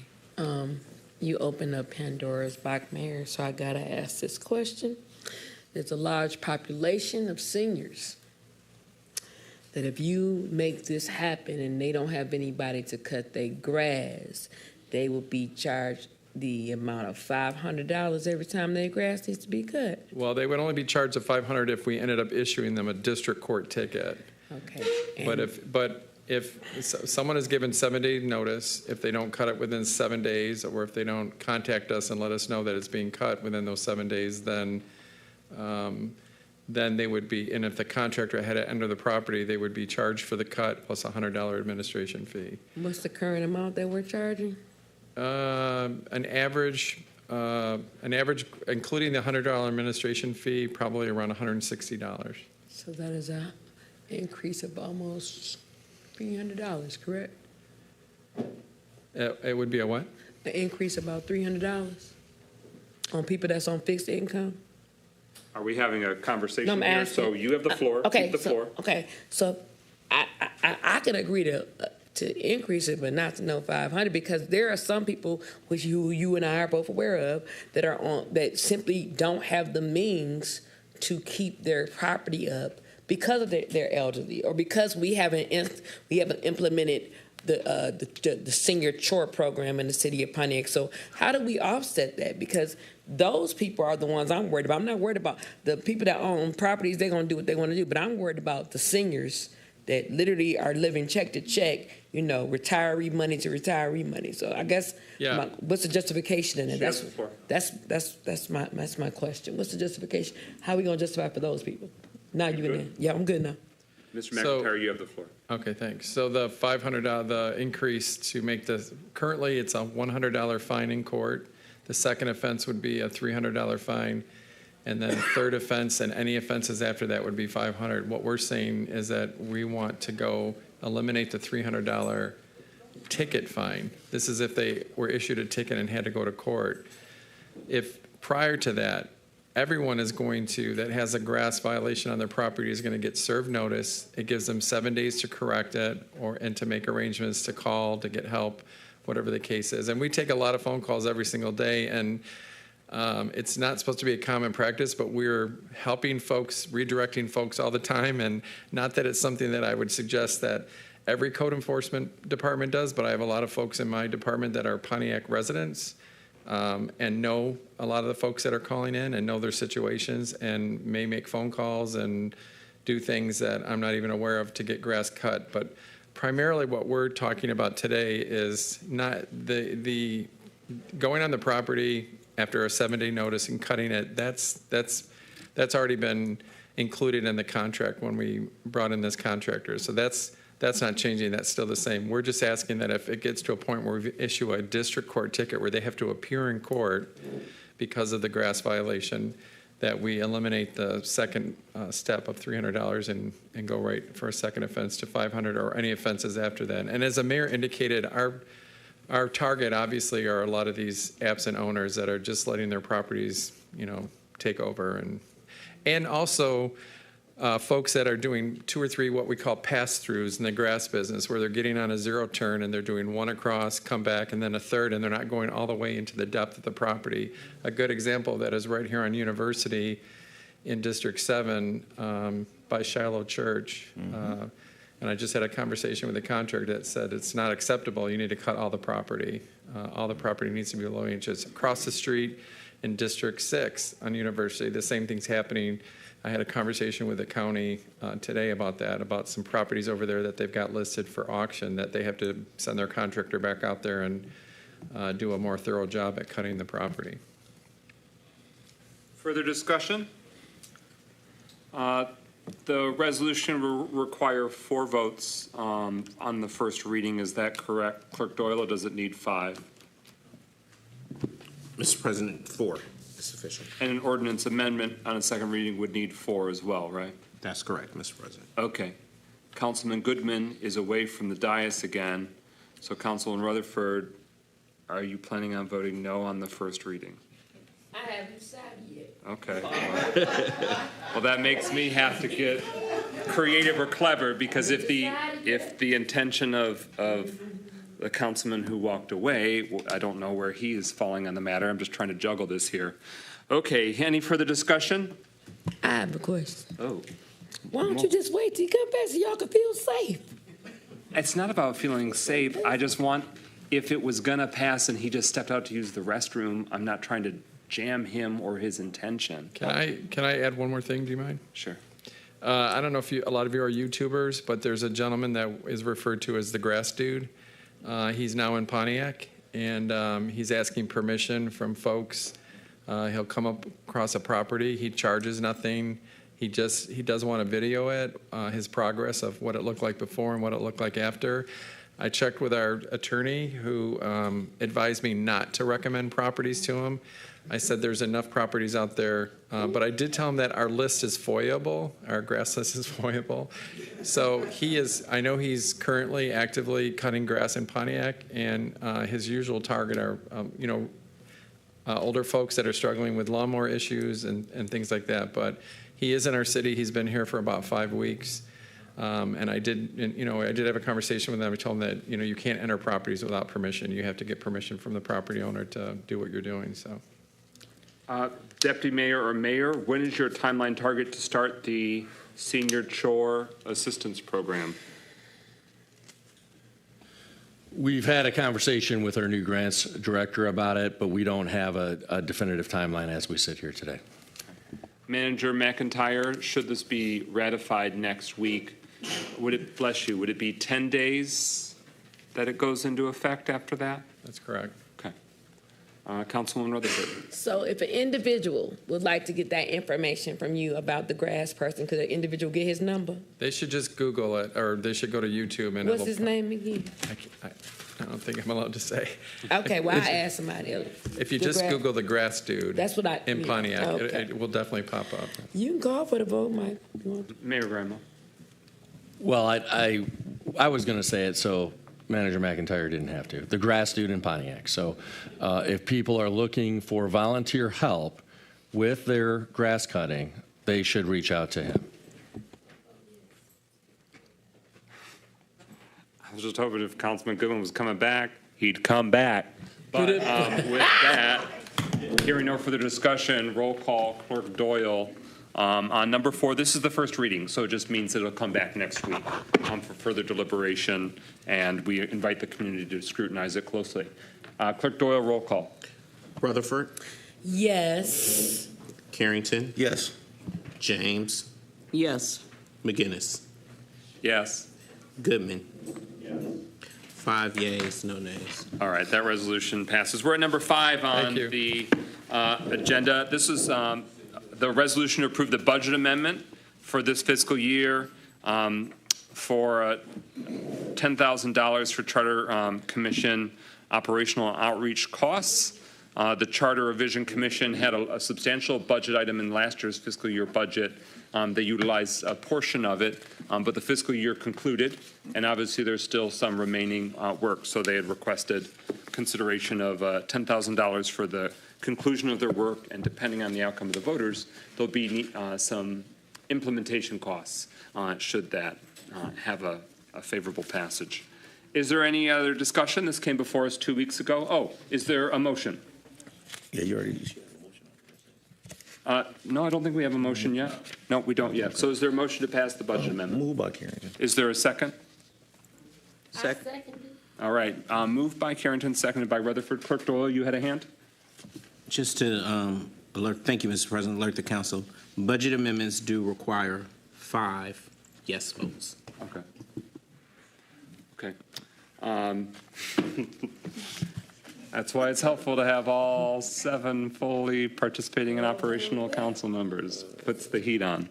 All right, so yes, to approve a budget amendment, it does require 5, so a supermajority of all members. Discussion on the motion. Councilwoman Rutherford. So if one person votes no, it don't pass? That's correct. Okay. Any discussion on the merits? All right. Pretty straightforward amount, and if it doesn't get utilized, it can go back to the general fund. Pro Tem? Well, I just want to let the community know is that just because we're giving money to this particular charter, is that this is not a vote of support for the actual charter. I just want to make sure that the community understands that. So it's been a lot of things said. So I just want to make sure that we want to get the information out to the community. We want to help the Charter Commission get the information out. We want the community to really look at the charter and come up, and have the information that they can make a proper decision while voting. Excellent point. Yes, no taxpayer dollars can be expended to advocate for or against a ballot proposal or candidates, et cetera. So this is funding in terms of disseminating information, and then if there's, depending on the outcome, maybe implementation. But that's an if, and that's up to the people of Pontiac. Any further discussion? Hearing nothing further, roll call. Clerk Doyle on the resolution to approve the budget amendment. Rutherford,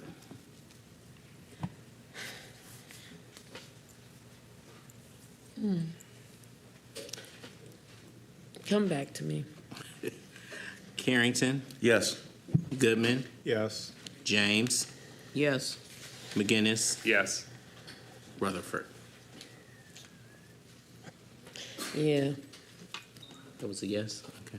Yeah, great, because, yeah, I said yeah. A dramatic yes. Yes. A drawn out. A drawn out. All right, so Five 5-0. yeas. No, yeah, no 5-0, that budget amendment is approved and adopted. We're at number 6 on the agenda. This was already moved and seconded last week and postponed from there. But do we have the updated and most current information, Clerk Doyle?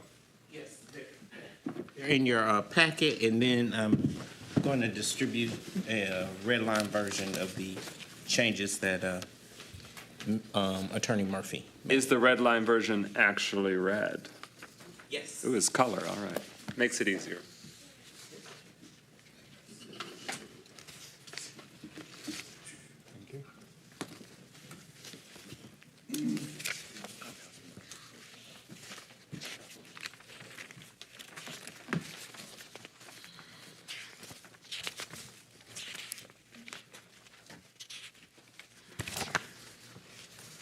Could I please entertain a motion to substitute the current criteria guide So moved.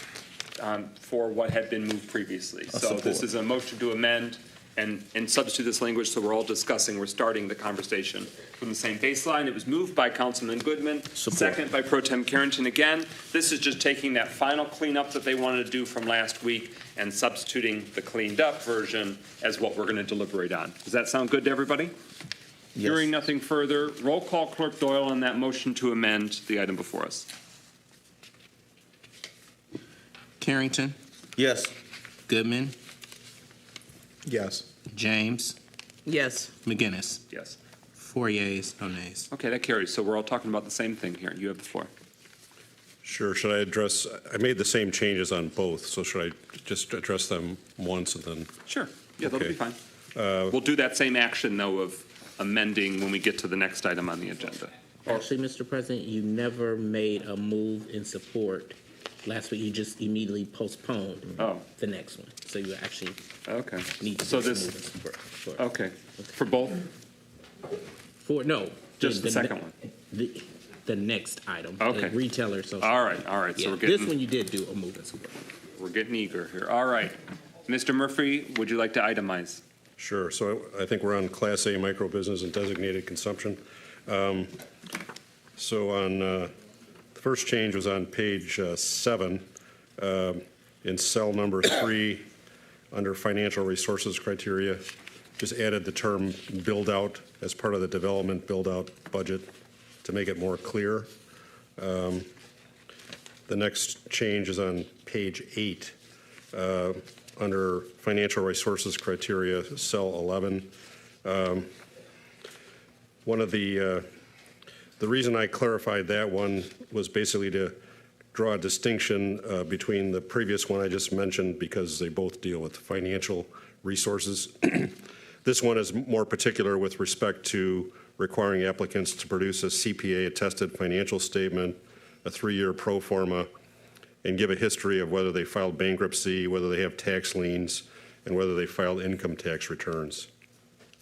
And then in under staffing plan criteria, I deleted that phrase, which I thought was not needed. That was call. basically the justification for what we were doing.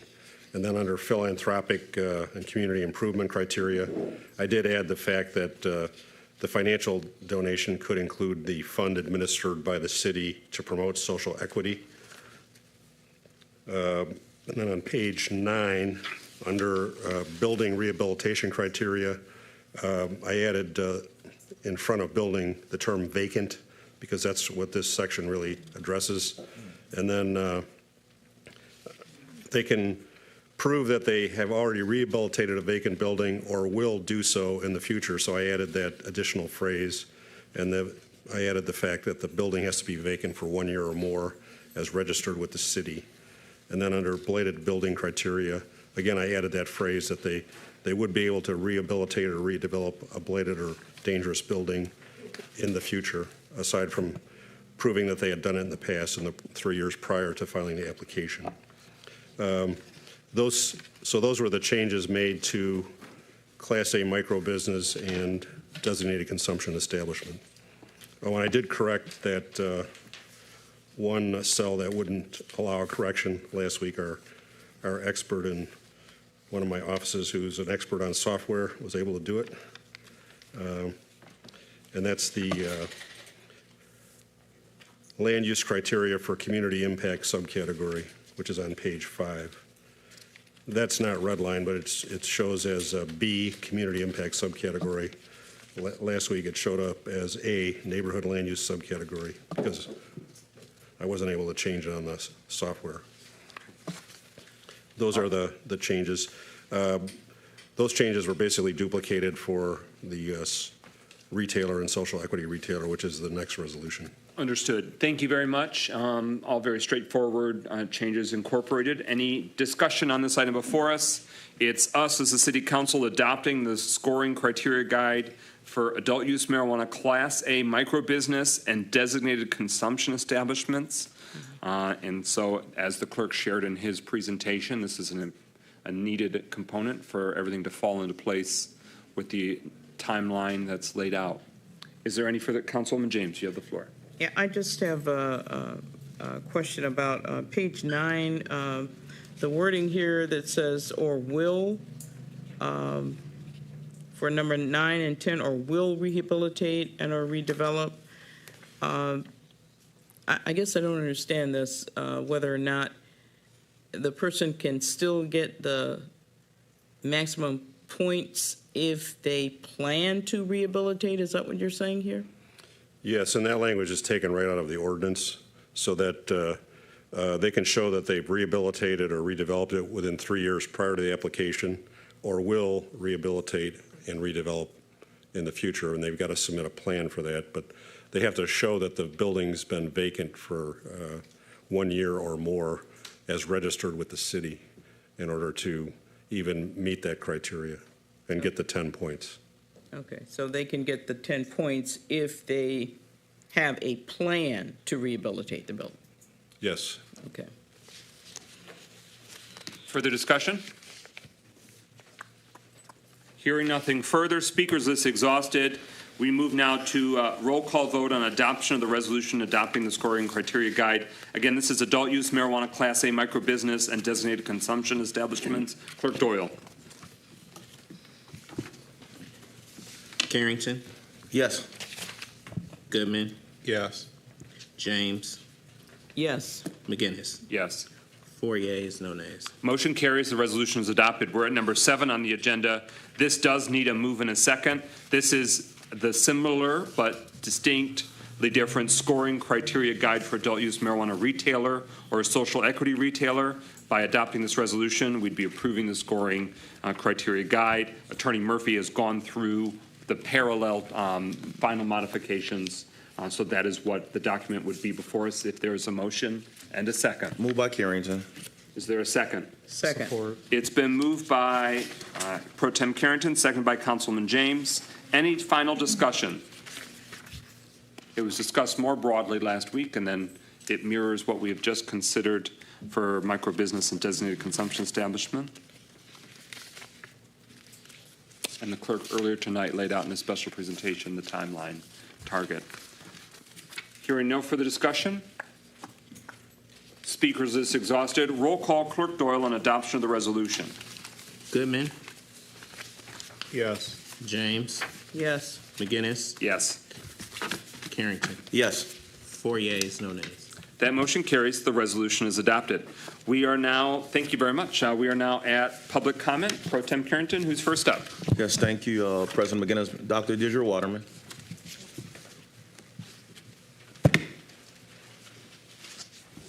Then is it Marlon Robinson on deck? Malin Robinson, and he's departed. Okay. He spoke during agenda address.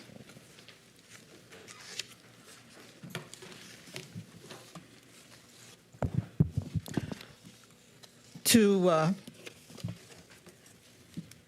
address the Pontiac Charter revision that's on the ballot. I know that the Charter Revision Commissioners have been going around to various neighborhood meetings and such. because they got started on that so late, a lot of people got the ballots at the same time they got the information. And so as I've been seeing various neighborhood groups, there's some frequently asked questions, and I thought somebody asked me to summarize some of these frequently asked questions because other people may have those same questions. And as the charter revision people come around to your particular group or that you're trying to read and decipher, these may be some of the questions that you also simply may have questions about. I won't have time to read through the ones I summarized that I handed out previously, but I will put them on the Spirit of Pontiac, the Facebook page that I have for civic information. First, why was the information about the proposal sent out so late? Some people received the information mailer the same day as they got their absentee ballot. Another question, what did one commissioner mean when he explained at a district meeting that the result was not really the revised charter they wanted? What was meant by that, and which proposals were illegal and had to be tossed out, and why? What is the purpose of going through the expense and disruption of redividing the city into different districts?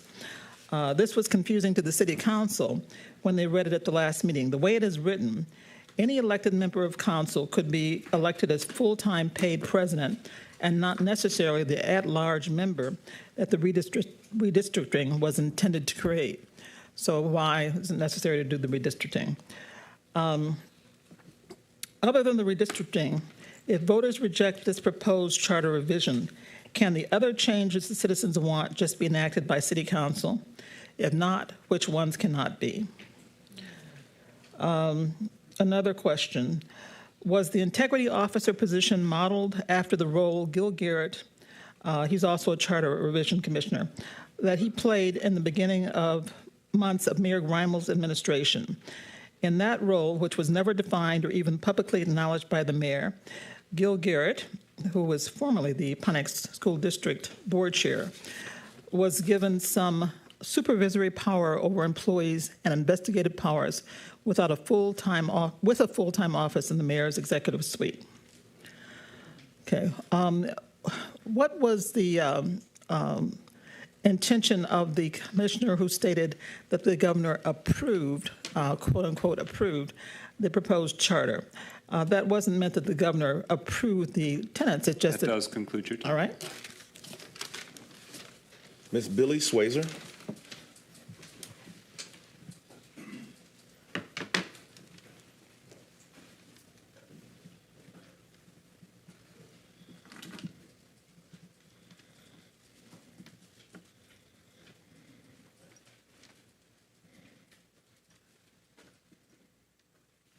Good afternoon. I'm Billy Swazer. I'm here to talk about the Viva board election. Many of you may have received your ballots, and they were mailed out on July 12, 2024. I received mine yesterday. I mailed my ballot back today. I voted for James Mariani. If you look at the qualifications, you'll see that he has a degree in finance. He has worked for the city for a number of years. He has been finance director. He's worked on the both police and fire and the stadium boards. So he has a great deal of knowledge on how the city works, and I think he would be a good person for the Viva board. The ballot. One of the things on the poll, the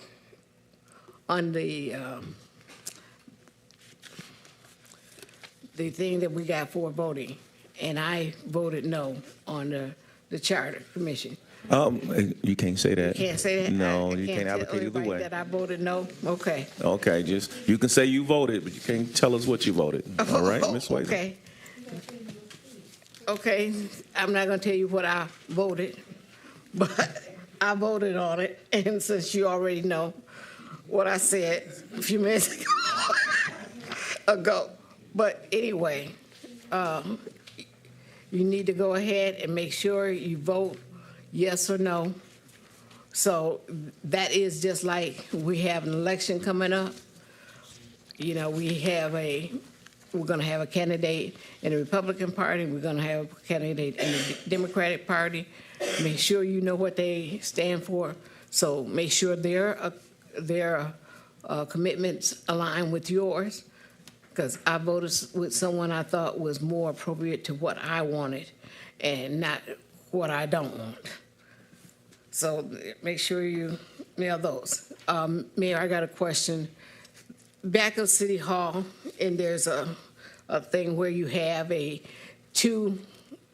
had a big dumpster and then a small one.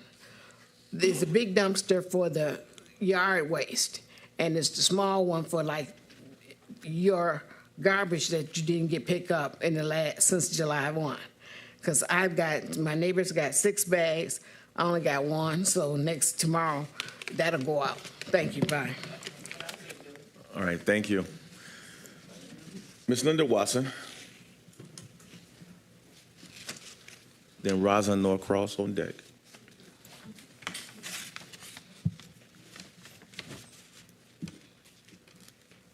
Good evening. First of all, my condolences to the mayor and the staff. During my term, we had 2 such occurrences, and I believe it's harder because they're closer to you than family, because you're with them all the time for a majority of the time. So even though we have differences, I do sympathize with you at this time. The other thing I really came down for is that I want to echo Ms. Northcross' comments from last week. You all work very hard, and I am pleased with the way you're handling things. I know it appears sometimes you're working in vain, but it's not. So I'm here to encourage you to keep the fight going. And I'm particularly trying to encourage my district leader person to hang in there. I am more than satisfied with your performance, and I'm pleased with you. So don't give up. The other thing I was going to bring up is there's 4 lots on California that I want to say is 10 feet tall. Could you ride my street from Franklin to Bagley? We need that. The other thing I would like to ask for a street sign at California Motor that was torn down years ago through a car accident when it ran into my house. So that sign's never been fixed. The other thing on Motor and Arthur Street, if you could put the speed bumps there, they always drive through there. They do not stop, going both ways. So they just speed on through. So thank you for your time. Thank you, Ms. Watson. Ms. Rosalind Norcross. So we got Guinness Book of World Records, 10 feet tall grass on California, and we captured that, and the others will submit.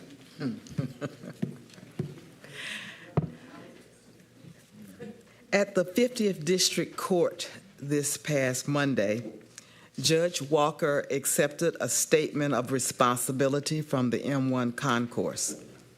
The M1 attorney acknowledged that M1 accepts responsibility for the citation which was issued by Code Enforcement on April 13th, 2024, for violating the noise and vibration ordinance of the City of Pontiac. M1, after all of these months, agreed to pay the $100 fine within 7 days. We residents appreciate the perseverance of the city's code enforcement and legal departments and applaud their efforts. It is our hope, however, that M1 will now begin to seriously address reducing the sounds from their test track to legal decibel levels. We remain concerned that M1's plan to plant trees as a strategy to reduce the noise will provide only an illusion instead of a substantive reduction in the sounds coming from the M1 track. According to the Michigan Department of Transportation, and I quote, "Planting can provide a visual screen from the highway and will improve the perception that noise is less. However, the vegetation would need to be hundreds of feet deep and very thick to receive a true perceivable reduction in traffic noise." Thank you, Ms. Norcross. Mr. Carlton Jones. Mr. Carlton Jones.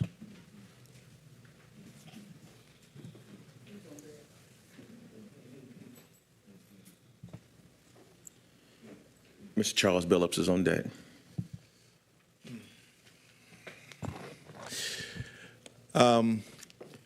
Community active work is not always easy work, but sometimes I think we can get off base because community active people are some of your best people for you to engage with to help move a city forward. But somehow or another it gets lost in the mix because some of us who come down here on a regular basis, we are looked at like we are just going through the motion. I know most of these folks who come down here, and truly, I know at heart they have this city. But we're usually the last ones who be engaged with city business or city committees or things of this nature. Somehow or another it starts looking like, well, we don't want to include them. But it's okay. I'll tell you, I'm proud to be born and raised, come to the Pontiac system, been a homeowner around here for over 30 years. I'm not going anywhere. And if you think of doing anything that I talk about workforce development is for me, it's not. It's to help the people here in Pontiac so we don't have to continuously say we at the bottom of the barrel when it comes to income. That's why we have so many issues, is because we do not take the pride in lifting our people up. Now, there's no way that the administration, that the council can say, I haven't given you proposals to how we can do workforce development. I'm not giving up. Everybody may not know it, but they have information about how we can do workforce development for their city. But if we choose not to do it, or we want to bring somebody in here and they got a long curve to try to know the people, try to understand what they're doing, we're defeating the whole purpose. I'm going to talk to the people who come to me all the time over at the Bowen Center. I know mostly all of them over there, whether I'm over there now. When I come over there, I get warmly welcomed because I've been knowing these folks for years, and they know me. And that's what you need when you're trying to get somebody to do some community work. You bring somebody in here brand new, don't know this city, don't know the people. They got a year learning curve to try to learn it. And then they want to try to come to us to try to get the information. So let me just say this. It doesn't take a rocket science for M1 to figure out that it costs them $250 an hour for an attorney to pay a $100 fine. So they say, hey, I ain't going to pay no attorney no $250 an hour to go out and fight a $100 fine. But I tell you this much, quality of life means so much to us here in Pontiac. And it's going to be more and more of that. Now, I am willing to try to help. There's very few people who have the credentials I have when it comes to workforce development. You can look high and low. Because what I try to inspel upon the folks who come, get you a degree and get you a trade. And we can do that to folks if we get some support. Thank you. All right, thank you, Mr. Jones. Mr. Charles Billups. Mr. Charles Billups. Yes. Good evening, everyone. First, I want to begin by sending my condolences to the council for the loss of your beloved friend and co-worker. I did not know her, but the words that were shared here definitely indeed did touch my heart, so I do want to send my condolences out to you. My name is Charles Billups. I am one of the co-owners of Flavors of Jamaica restaurant. I don't know if any of you have ever been there. Okay, all right. So yeah, I can't take the credit. My wife's the executive chef, so I give her all the credit. But either way, we opened the restaurant on March the 23rd of 2020. Actually, right when the governor shut the state down, we were celebrating because we did pass our inspections. And we were wondering why all the wait staff was gathering around the TV, and they said, the governor's about to make an announcement. So since then, we've been trucking along. We've had a great amount of support from the city. We've really grown to really love Pontiac, and our heart is really here. And as a result, we had planned to do a community event. It's called the Flavors Food and Music Festival, to be held in the parking lot where we live. Well, not where we live, but I do live there basically as much as I work. So sometimes I get the keys mixed up. I'm at home putting in the restaurant key, and being that this is the first time us doing this event, we really want this to go over smoothly. We want it to be safe. And we have, when you do a first event, it's hard to get support, because people have one eyebrow raised, saying, I don't know, what are you going to do? Well, I'll just wait and see what happens with this first one, and then I'll see if I want to get on board. So we've been having a little struggle with some sponsorship, and I said, well, let me go to the council, even if it's resources, people that know people, maybe even getting some help with some law enforcement, make sure that there's some people in place. But we want this, it's a culturally enriching event. We're going to have like carnival full headdress and people, doing the dances, showing how the carnival is ran, live performances. We've already rented a stage from Oakland County. We're going to have karaoke, food vendors, dry good vendors, you name it.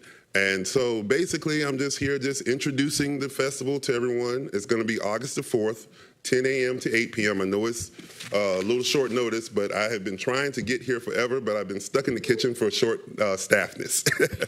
So I finally made it. So if anyone has anything that they can offer me, or any direction or any connections, please see me and let me know.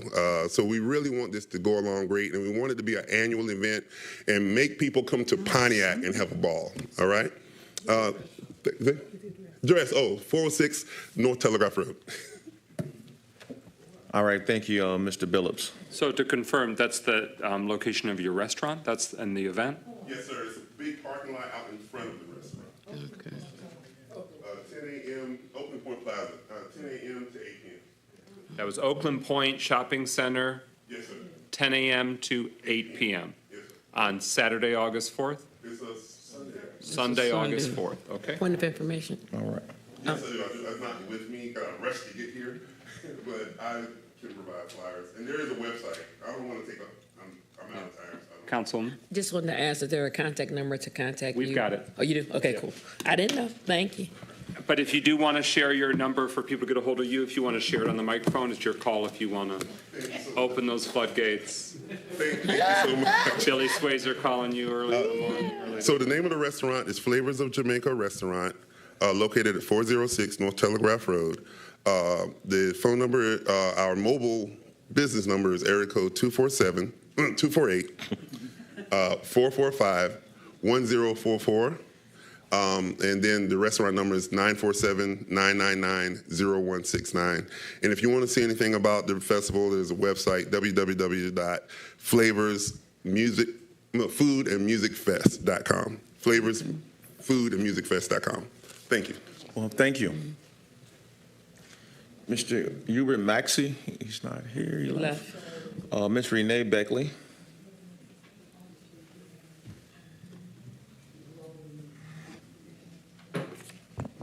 First question, I saw on there architects, $2,390,000. How many architects do you have? That's kind of high. You could build a small office building with that, and one of those big houses in Bloomfield Hills. How many architects is on there?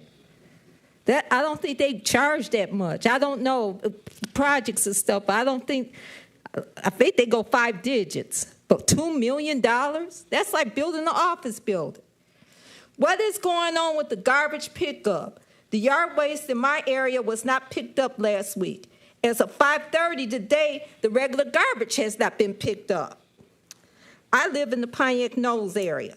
I asked other people who live in other parts of the city today, such as Emerson Street and Seminole Hills, and all over the city of Pontiac, they have not had their yard waste picked up. Did you sign a 10-year contract? That's crazy. And somebody you don't know what the background or what they do or what's the schedule, what they like, what issues do they have, what's the finances, where they been, what they did. But just sat up here and signed a 10-year contract. Crazy. Okay. Is that the same disposal company that's Detroit? I believe it's Rochester Hills, and there's another area that's having problems. So did you join on with that same disposal company that's not picking up Detroit's garbage? Is that the same place, or is it 2 different ones and they're doing the same thing? Okay, now, that rule that you have about members of the public cannot speak on ballot issues or candidates. This only applies for sitting public officials like you're sitting right now, and Tim is sitting right now. You're on the job. You are on the clock. So you can't promote anything because you are on the job. When you're outside and you're promoting and whatever, you're with your friends, fine. But while you're here, you can't do that. On this side of the mic, we can. We have a First Amendment right, which is freedom of speech. Please look that up and please understand that. We can talk about almost anything that we want, as long as we're not making it up, as long as we're not threatening anybody. I asked Lori Albert Hatchett years ago because Mark Holland tried to shut me down the same way you did. Now, on the Charter Commission, I understand that if you're going to take away a district and make it at large, remember, you have precinct delegates here. So if it's already 7 districts, and you take away 1 district, you're going to take some delegates away. Both Democrat and Republican going to lose some delegates. You've got to redraw the maps. The state got to be done. So vote no on the charter. I said it. No. This is, that did conclude the member of the public's time. It's a legal opinion that past city attorneys have come up with based on the state law. So we are trying to fulfill the charge that is put before us. We don't mean to be the heavy, but here we are. Anyone else? Ms. Darlene Clark, and then Ms. Gloria Miller on deck.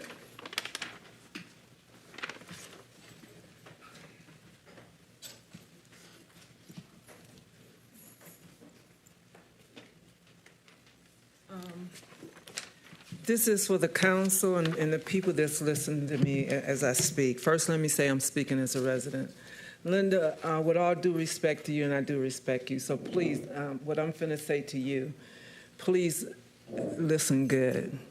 When the mayor, Tim I'm going to Grimo, stop you. Our rules do require that you address the body. So just in the future, this isn't really the instance, but I've stopped the clock, so we're not counting against you. But if you're doing public comment or agenda in the future, we just don't want folks to start, picking fights or saying, I'm talking to you, Mr. Billups. I'm mad about you in flavor of Jamaica. So we're trying to make it so address it through the chair. You could still address to the previous comments, but it's trying to dial down the temperature so it's not member of the public versus member of the public, if that makes sense. No, Linda, no, I have a lot of respect for her. But this is for the council and for the mayor. Mayor, please look at me in the eye, because with due respect, I always will look at you in the eye, okay? And my job as a resident, as a business person, is to address the issue at hand. When the mayor and the council first got in office, I had actually went around and with pictures, I had like hundreds of pictures, even to date, hundreds of pictures of each district where the city and the city property as well as private properties with owners owning 50 properties, 30 properties. I showed him the debris. I showed him the conditions of these properties.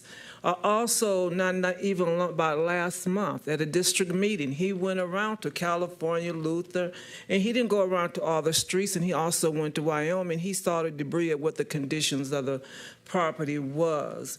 And what the problem is, the weeds has grown so big that they turn into trees.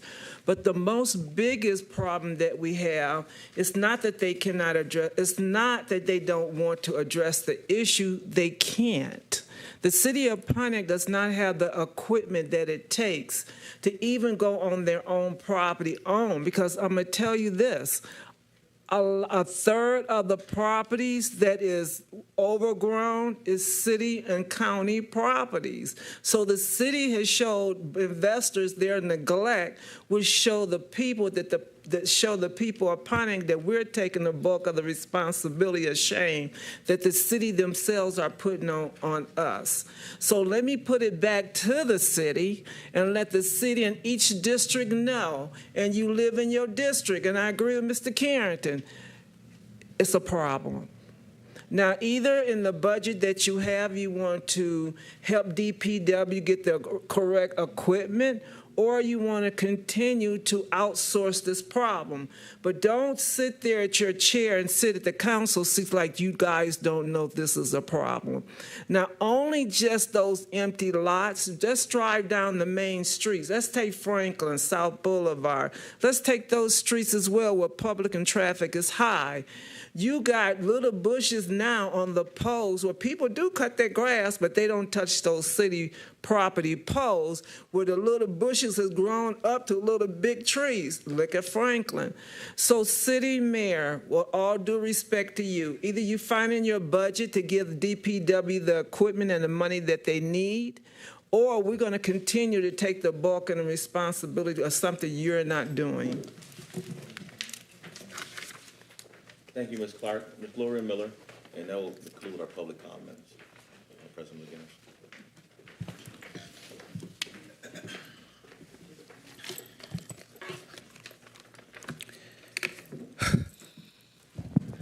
And I'm talking to the city of Pontiac, Mr. President. That's who I'm normally talking to. I have a lot of you out in the city when I be out and about doing my daily stuff, and you talk to me. I'm talking to you. And I love you. I appreciate you. I respect you. That's why I come down here, because I don't need anything. God is good to me. But I care about you, and I know things, and I know how a city should be ran, and I know what I deserve, because my mother and my father raised me about what my worth is. My worth. My worth is that I deserve, I pay taxes down here, that I need garbage delivered. Right now, it's all up down my street when I go home. Anybody know me? I keep my house. They keep their house. And, Billy, you brought that up. I'm going to tell the citizens to bring the garbage to City Hall. That's right. I'm not going to sit in my yard. I'm not going to let it keep sitting there. My taxes, I paid my taxes. Bring it here. Now, I'm also going to say this. Saturday, my niece took me out. We went down Detroit to the African Festival. Beautiful downtown Detroit. I walked. I looked around. I had some food. And we just enjoyed ourselves. And I thought to myself coming along, I said, you know what? City of Pontiac could be like this. And City of Pontiac could be like this. Duggan just got it going on down there. He got it going on down there. And I said, whatever happened down in Detroit, it can happen here.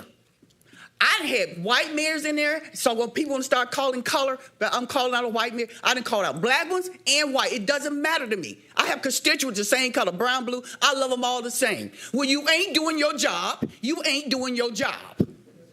You ain't doing your job. The reason that he won't bring workforce development here, because of course they respect you, Carlton, because you're trying to help our young people to take them out of poverty. You're trying to give them something to live for. But you as an African-American man know the struggle. We know the struggle of these kids around here because we live with them every day. They just want a chance. They're not begging, they just want a chance. And we're sick and tired. And see, I grew up with the adage, I don't ask you but once. Now, I done asked 2 or 3 times. I'm finna get rid of you. And I'm talking to all my citizens out in the city of Pontiac. It's time to get rid of this administration. It's time to get rid of it. That's just bottom line. Because you don't work for yourself, you work for me. First of all, I ain't gonna ask you to pick up anything, go check out anything, because you're supposed to be doing it in the first place. I'm not supposed to kiss your butt, you're supposed to kiss mine. This is the problem that is going with the city right now. And I wanted to say that. And as for the GERS members, GERS, don't you forget, this is a bunch of BS going on with this mayor. I'm just calling, I told you I'd change for 2024. I'm just going to tell it like it is, the way I always did. I just told someone else, I recall the mayor, I used to sit out in the front with the papers. That's how bold I am. You're playing with people's lives, and they have to know the truth. Thank you, Ms. Miller.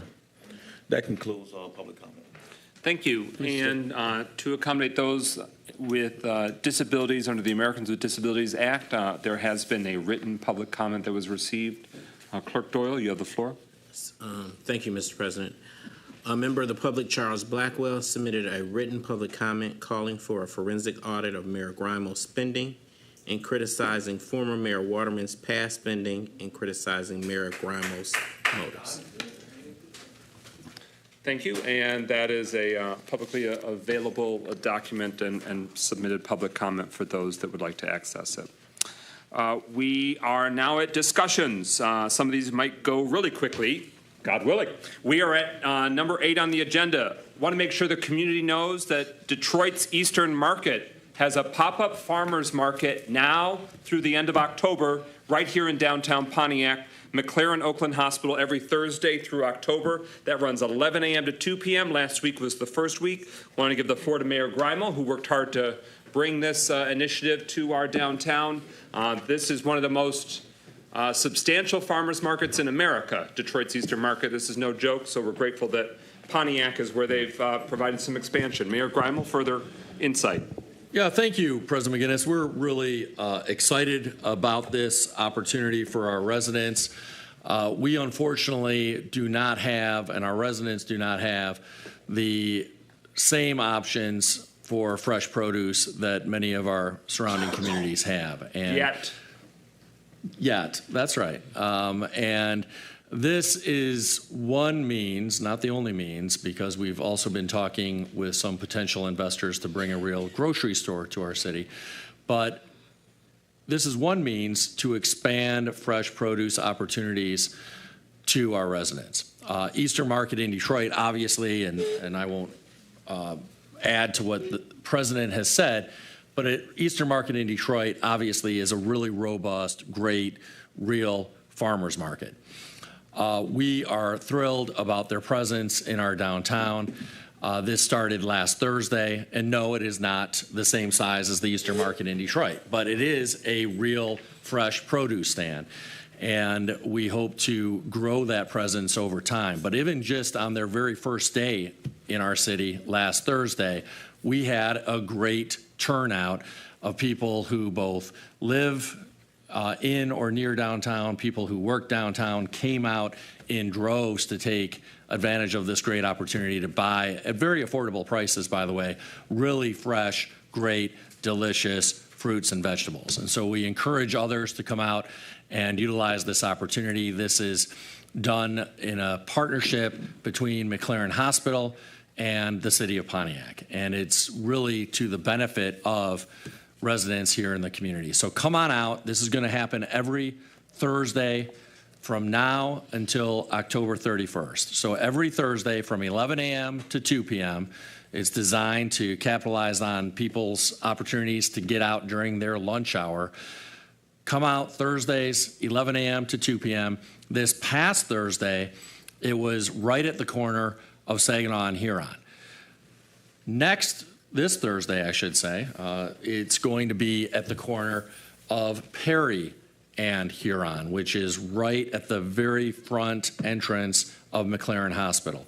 So I want to make sure people understand that it won't be in the exact same location it was last week. It's going to be at the intersection of Perry, the southwest corner of Perry and Huron, right at the large, robust front entrance of McLaren Hospital. So please come on out and take this opportunity to get some really affordable, delicious, fresh produce. Congratulations, Councilman Rutherford, for having such a cool initiative be located in your dynamic district. Any final discussion? Councilman Rutherford. The food and the fruit was fresh and reasonably priced. Right now, apricots are like $3.65 at Target. They was $1.25 at the market. Strawberries are $2.97 at Target.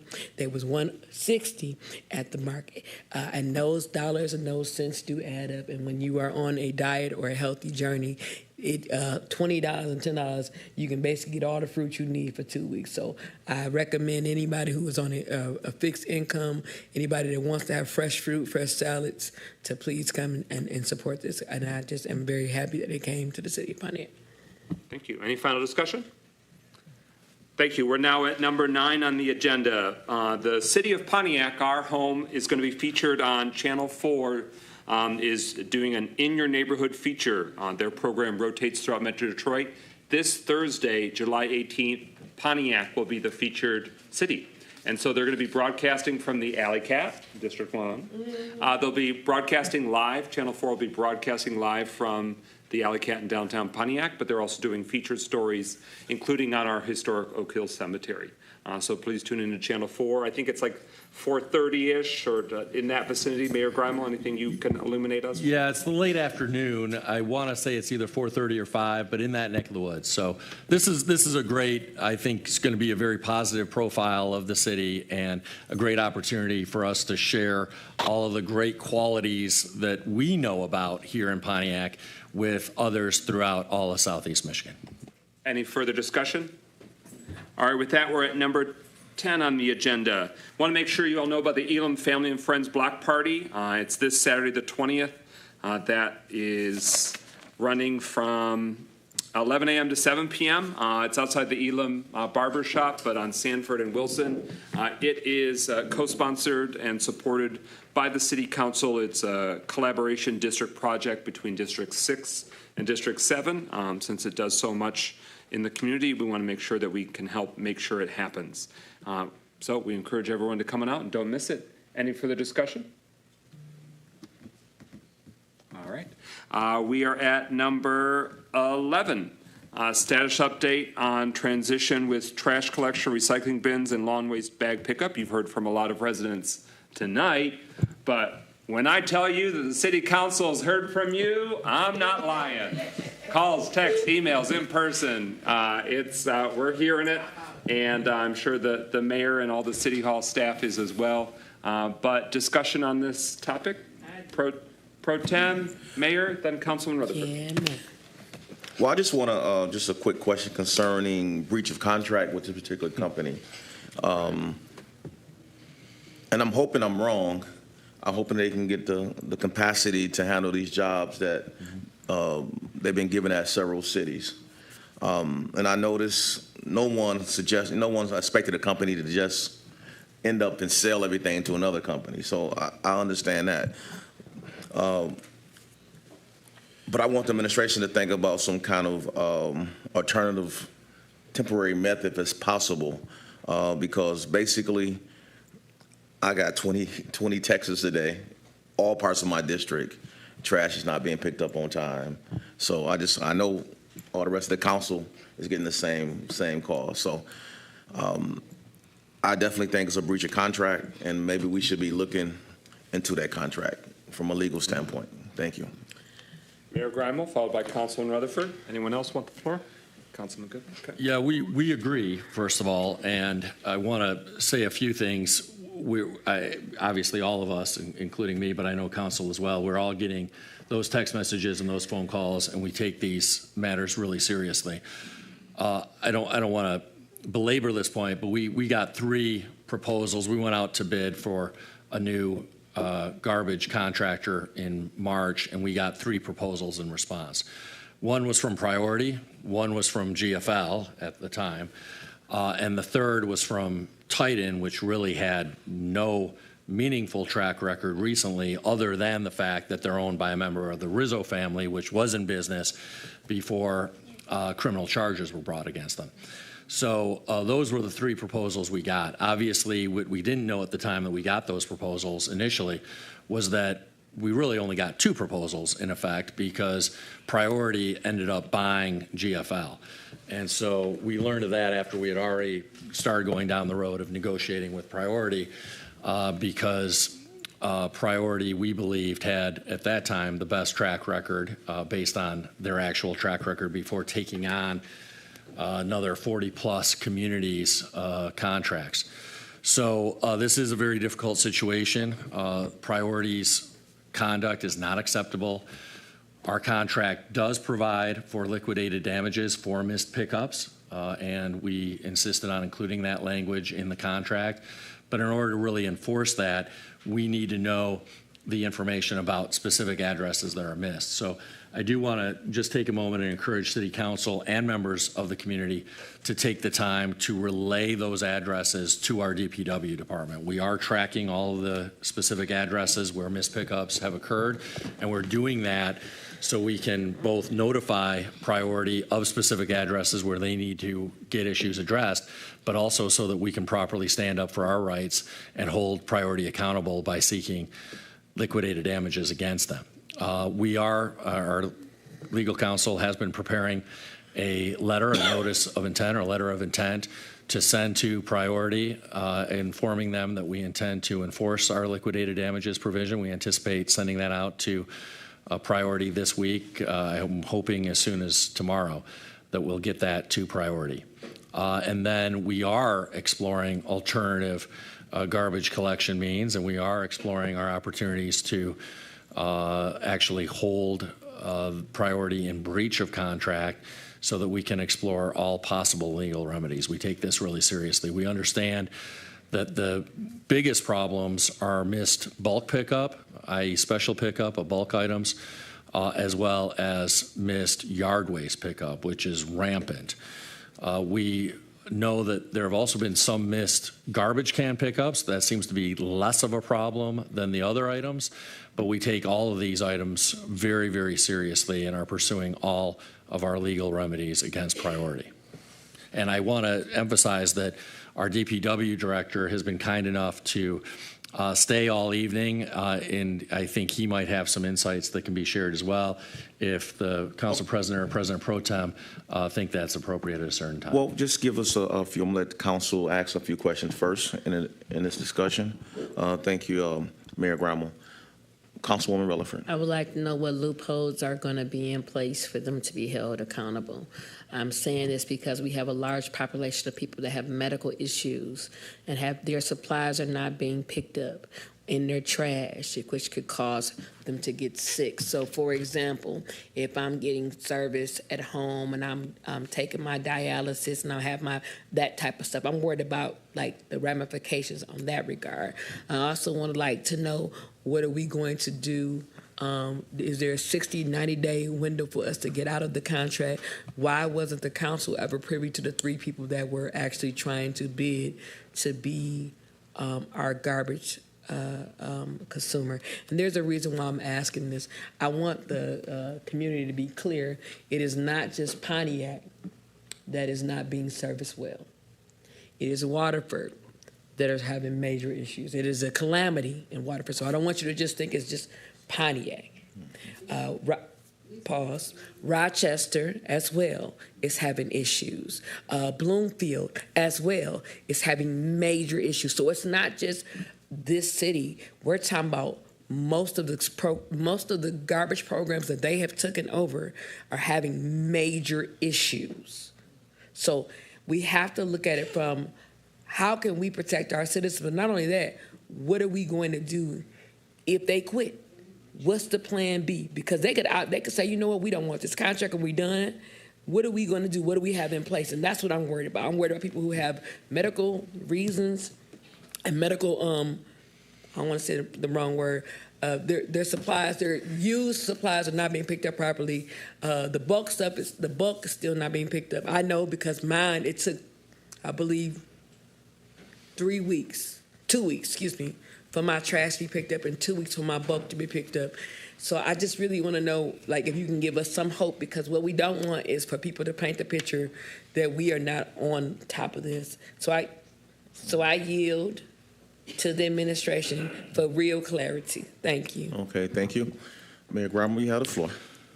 Yeah, I know that our DPW staff is in touch with Priority every single day. I also am personally in touch with their vice president virtually every single day.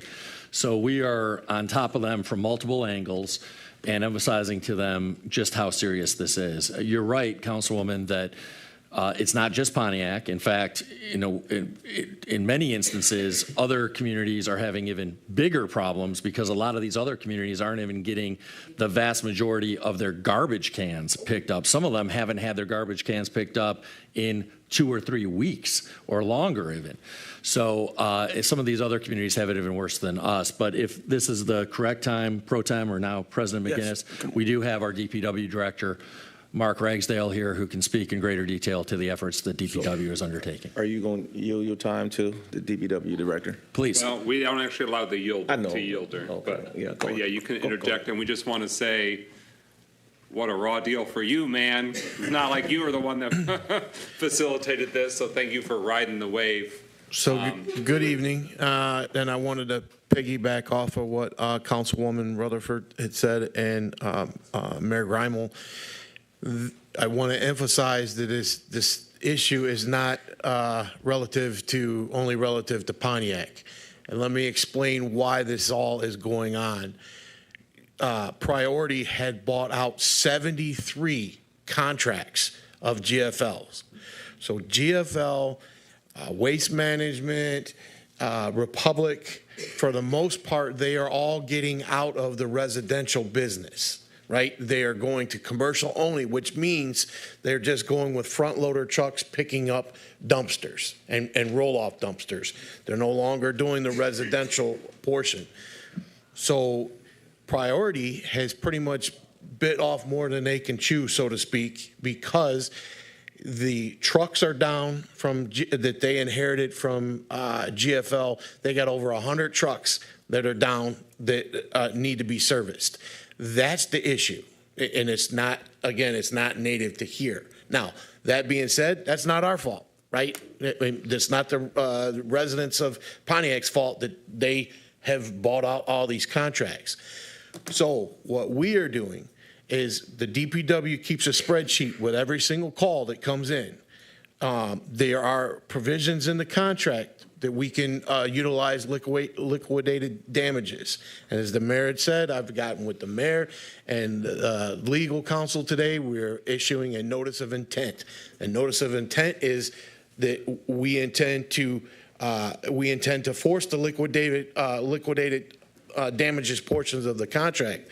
I have a meeting tomorrow morning with Titan, who is the high bidder, to get a quote from them to come up with filling in for what Priority is not picking up until they get back up and running. Also, the city has had a couple positions on the books that hasn't been filled in a while. Sanitation supervisor. We just hired an engineer tech that has 8 or 9 years experience of performing missed days. So since we were able to hire him, tomorrow I have a meeting with my staff, and we plan on doing some shuffling and putting a person into that sanitation superintendent position. So that way this person can go out and keep track of every single address that is missed by Priority every day. So that person will be they will follow the garbage route. So whatever district is going on, they will be out there, and the next day they go by, and if they go by that district and the cans are still there, they haven't been picked up, then they know that they were missed. So that we're able to get a more accurate count in the data as opposed to just relying on the texts and phone calls that come in. So that's what we're doing to combat the situation. All right, so we got a lot of hands here, and it might just be easy if you stay at the podium. Not that you're on the grilling here, but you've got a lot of intel. So next on the speakers list was Councilman Goodman. I'm going to pull myself off. Just I thank the mayor for answering that in terms of essentially telling us where we all are in terms of every other community and the city actively working on trying to solve this problem. I do want to just say this to everyone in the community to please take the time to contact us and bother us with every person who has not had their trash picked up yet, because as the mayor has pointed out, we are keeping track of that to make sure that we get something done about it. So please do take the time to let your council person know if your trash has not been picked up, as for once residents have been calling me making complaints. Congratulations. It's a weird thing to say, but this specific issue has been so cross-cutting that I'm happy to see that it's not just a single council district issue, and that the city has been taking it very seriously, and that we're taking our solution to this to get some conclusion to this problem done very seriously. So I appreciate that, but also I want to keep on the gas and make sure that we are making sure that we're holding them accountable for this, because it is ridiculous for our constituents. Thank you. Councilwoman James. Yeah, I have a question, but before I ask it, I just want to state that recycling, I've gotten a ton of calls from people who have paid their recycling bill for the quarter, and there's no way that those folks are going to get any kind of reimbursement, which is just really terrible, because they had no idea that the contract was coming to an end. And so I just want to make you aware that we have recycling customers that had paid up through August and are not, nobody's answering the phone. There's no way. I talked to, I think, the mayor about it, and he said that, I talked to DPW, Mindy, about it, and she said that the cities has nothing to do with the curbside recycling program, that was direct to the company. So all of those people who paid for that service up to August have just lost their money, which is just totally unacceptable. But my question is, what really confuses me is that we had a stable trash collection program. If Priority purchased GFL, and so that they took over just, formally all of GFL's operations, and GFL had trucks running the week before. We didn't have a nightmare of nothing getting picked up the week before.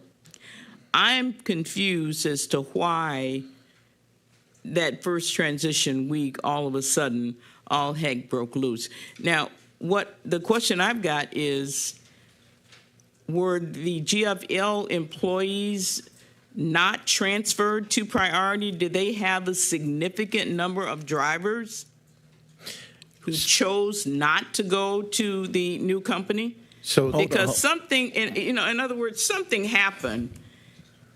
We had GFL as a contractor who were doing a stable job of picking up the trash, and when that contract changed, all of a sudden we have a nightmare situation. So that tells me that either Priority has lost drivers, they have lost, something happened, because if Priority purchased GFL, then all of the resources that the drivers and the trucks that GFL were using to provide service to the city of Pontiac and to other cities, those trucks should still be available. So I don't understand what happened.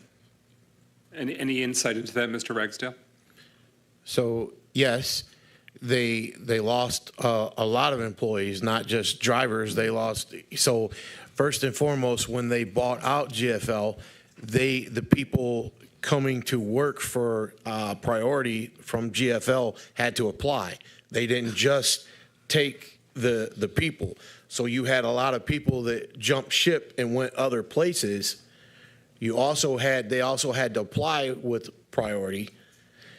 In addition to here in Pontiac, the week before, the trucks may have been running, but you got to figure they bought out 73 they have 73 contracts that they bought out from GFL, plus the contracts they already had. So you don't know where they're distributing their trucks at, and how that falls in line with their plan. And if you've been watching the news lately, just the other night, Melvindale was on Channel 7 from where their trash hadn't been picked up in over a week. So that is the reason. The other thing I wanted to address, and this is the most annoying out of all of it, is try calling the number, right? Because their phone system has crashed, because they have so many people calling from so many communities that when they come and they give their speech to the city councils, they tell you that the average call time is 17 seconds and that they will take care of the issue within 2 minutes. We've had residents that's been on the phone all day that can't get through. We can't get through. We can get through to the vice president through the numbers that we have, but if you call the general number, you're not getting through. So that's why we are taking the spreadsheet, the numbers, the name. We take your name, address, phone number, the time you called, the nature of the complaint, and we're keeping track of all that. And then each day, that list gets emailed to priority so that they can address the issues, because the residents can't get through on the phone. Their phone systems are down right now. For the sake of time, we're only going to devote another 6 minutes at most to this conversation because we have to get to the closed session. But Mayor and Director, if you're up for it, it might be wise to have a special presentation next week, if your schedule allows, at the next City Council meeting, just to give us a status update, not to rehash the grilling of where we're at historically, but this impacts tens of thousands of us. But Councilman James, you get the floor next on follow-up. I'm just going to share, though, that there was a breakdown and deterioration before the GFL handoff, where lawn waste bags were not picked up apparently anywhere in that last cycle or two. So depending on some neighborhoods, they've had lawn waste bags out there for weeks, even before the GFL transition. So it was starting to break down even before the handoff. That's because the employees were jumping ship because they knew that the transition was going on. Yeah. On follow-up, Councilwoman James? And that's my second question. Did we know that GFL was, that the GFL employees were going to be given that option of whether they wanted to stay with priority? Because, we rushed this thing, but that's a crucial question. I just assume, and I tell you, you cannot assume. Well, they did state it. You cannot assume. I assumed that was a smooth transition. They said nothing when they made the presentation that they did say it.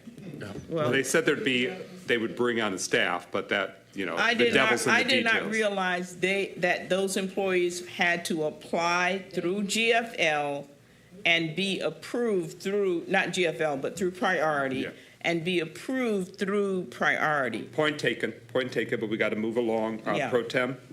I know you mentioned about specific addresses, but actually it's whole sections of neighborhoods. Yeah. So, just to be safe, you might just want to say certain it's like neighborhoods. It's not just one address here and there. It's whole sections of our community. That's the reason for needing that position filled of the sanitation superintendent.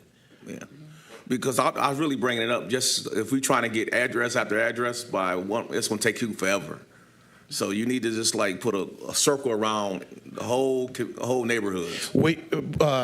Councilman, we would still have to, even though it's a whole neighborhood, we would still have to have specific addresses to follow the implications of the contract. You'd have to know a number of stops. Well, and for the community's benefit, is it wise for us to contact Mendy Wesley in the DPW office, or is there someone else? Jacqueline is the one taking the calls. Jacqueline Selden? Yeah, okay. She is taking the calls. So to residents, don't try and go to the buzzsaw of priority waste and the never-ending hold waiting.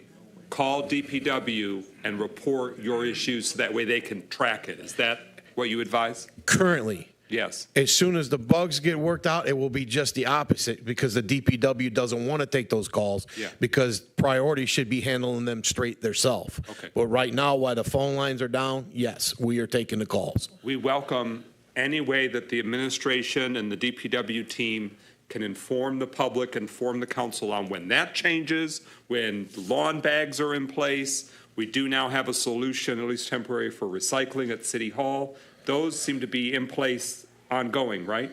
I saw them out there. So are residents able to utilize those recycling bins for their recycling? Yeah, so certainly Friday through Monday, those recycling dumpsters will be out there as they were this past weekend. We're currently working through whether they might be there even during the week, but they're certainly going to be there on the weekends here at City Hall in the same location where for the past year the GFL ones were. They're the priority ones and they're yellow. They stand out.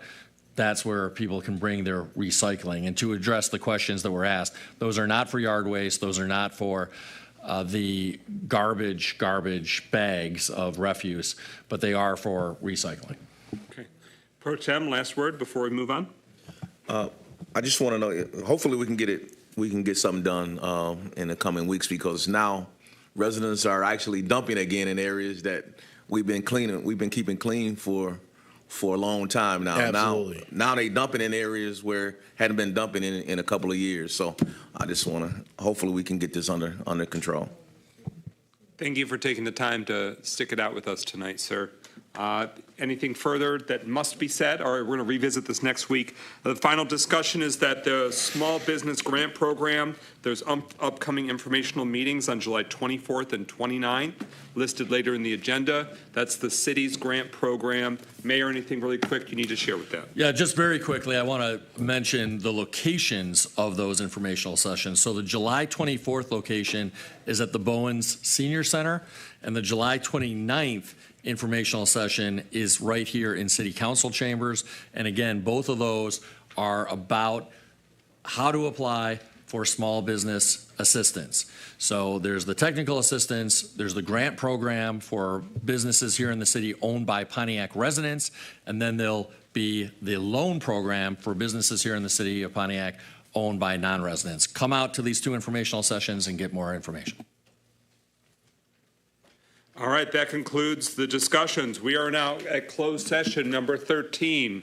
If she can hear the sound of my voice, it is required to have 5 council members to vote to go into closed session. So if Councilwoman Rutherford is still in the building, we need you in the chambers to be able to go into closed session. We will be voting to go in, and then to come out of closed session, it'll probably be at least a half an hour, and then we will resume the balance of the agenda, although we're done with the bulk of it. Again, Mr. McQueen, if you want to tip her off to that, if she is still in the hallway, 5 council members are necessary to vote to go into closed session. This closed session is to discuss trial and settlement strategy with pending litigation involving the city of Pontiac. Hooray.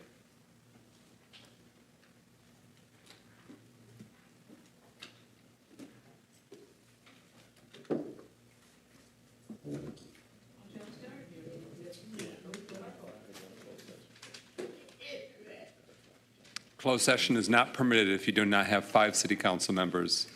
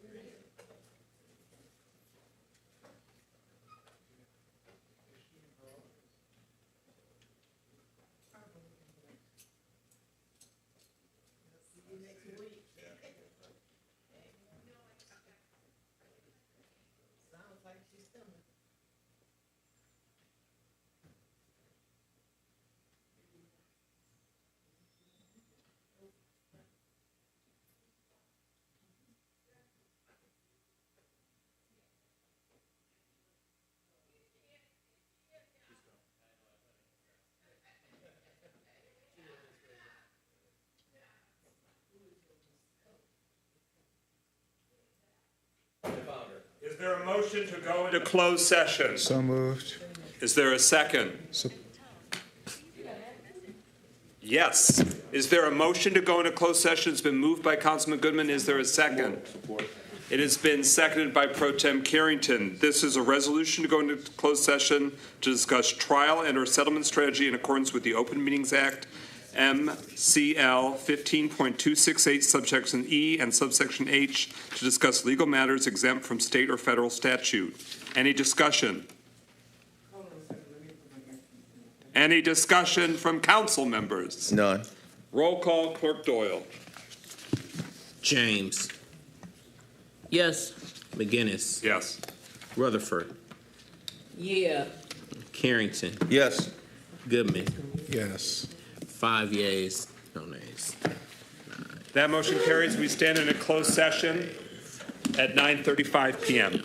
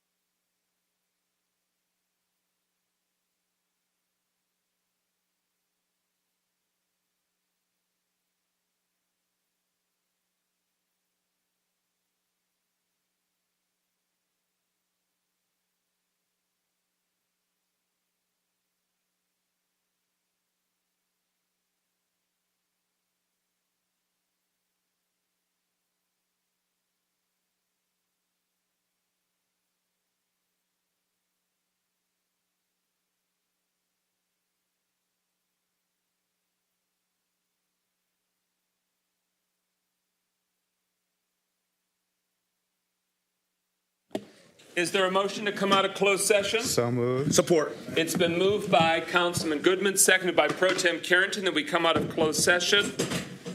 Attorney Gurley, I'm going to hand this back to you because it closed.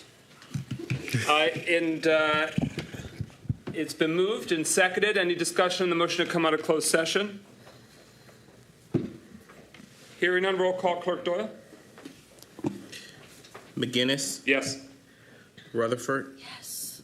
Carrington, Yes. Goodman, Yes. James. Yes. 5 yeas, no nays. That motion carries. We come out of closed session at 10:26 p.m. Is there a motion to suspend the rules and take up a resolution not So already moved. on the agenda? Support. It has been moved by Councilman Goodman, seconded by Pro Tem Carrington. Any discussion on that motion to suspend the rules? Hearing none, roll call. Clerk Doyle? Rutherford, Yes. Carrington, Yes. Goodman, Yes. James, Yes. McGinnis. Yes. 5 yeas, no nays. All right. That motion carries. The rules are suspended. Is there a motion to adopt the resolution for Support. City Council to follow the advice of legal counsel as discussed during closed session related to the matter of Michael Pitts v. the City of Pontiac et al., Oakland County Circuit Court, case number 2023-201973? So moved. That was moved by Councilman Support. Rutherford and seconded by Councilman Goodman. So this was one of the pending litigation matters that was discussed in closed session as permitted under state of Michigan law. And we seek to follow the advice of legal counsel as discussed during that closed session. Any discussion or clarification needed on the motion before us? Again, resolution for City Council to follow the advice of legal counsel as discussed during closed session related to the matter of Michael Pitts v. the City of Pontiac et al., Oakland County Circuit Court case number 2023-201973. Hearing no further discussion, roll call on adoption. Clerk Doyle. Rutherford, Yes. Carrington, Yes. Goodman, Yes. James, Yes. McGinnis. Yes. 5 yeas, no nays. That motion carries. Resolution is adopted. We're at communications. City Clerk, anything you'd like to share?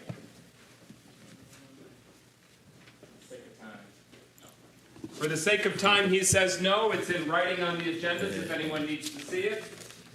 For the sake of time, I'll forego council communications. We're at closing comments. Mayor Grimo. In the interest of time, I have nothing to share. All right, Deputy Mayor Stevens. Just a reminder, this Saturday, Set July on Fire. You can see it at Oakland Park. 10 p.m. Fireworks. Coming up from Aaron Perry Park. You can see it from Oakland. Yes. Thank you very much, and thank you to Councilman Carrington as a District 6 project for helping make that possible. Closing comments, Clerk Doyle? No comment.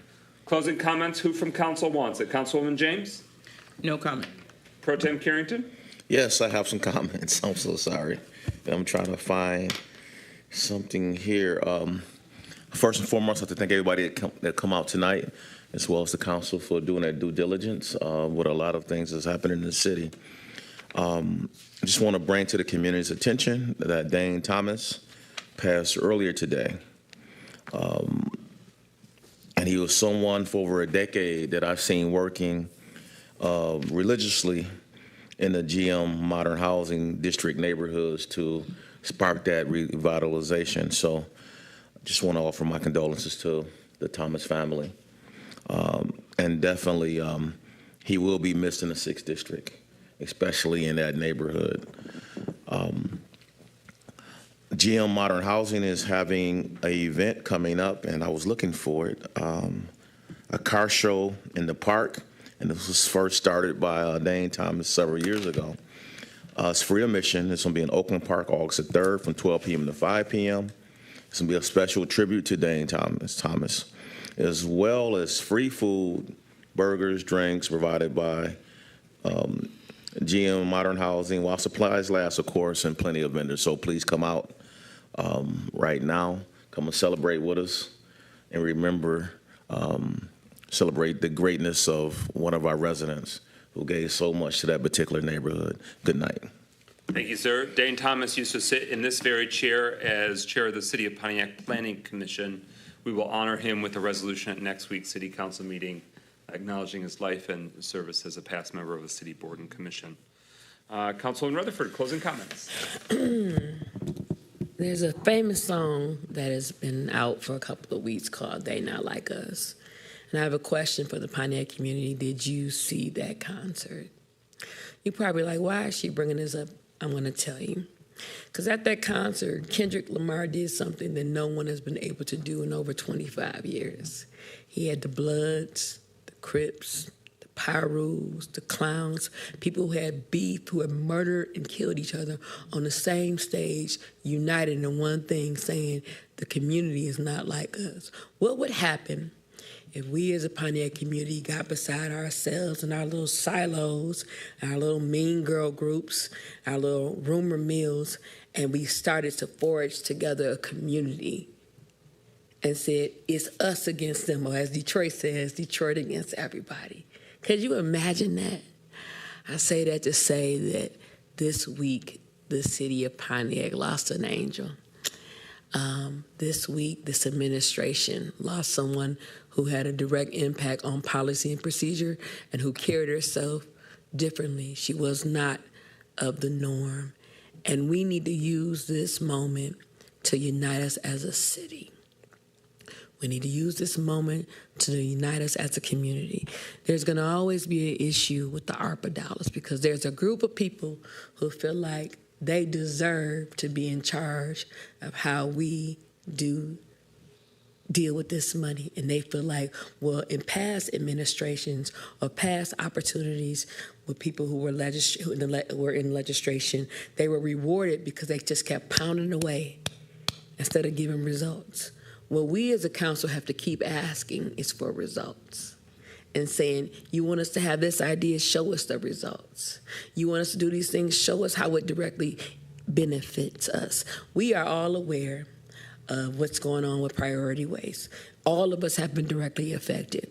But if we are the sounding board and we do like Janae used to do, which is to represent this city in the best capacity, we could dispel all of the madness. People would not be able to get up there every week and keep coming at us if we as a city stop always being in the Facebook fan groups, stop always trying to marginalize one section, me included, in one district, and say we're going to make them like us.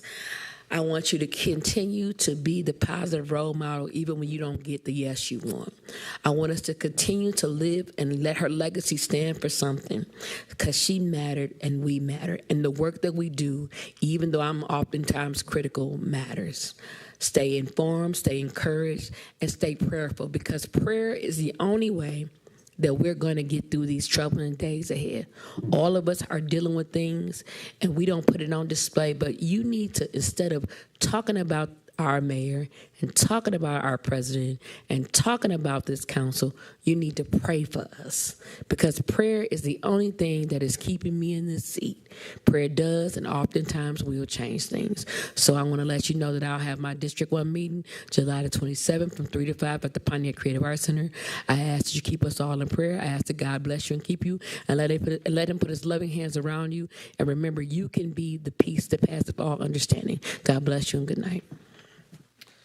Thank you very much. And carrying on with Councilman Rutherford's sentiments, a reminder that this Friday, the mayor has closed Pontiac City Hall this Friday, July 19th, so that way the city and the City Hall staff can help pay tribute to Janae and her beautiful children for the funeral taking place this Friday, the 19th. So City Hall will be closed for business that day.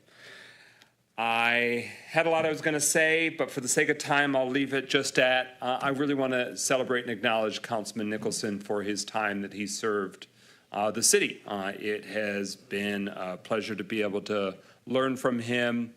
He has contributed a lot during his active time on City Council.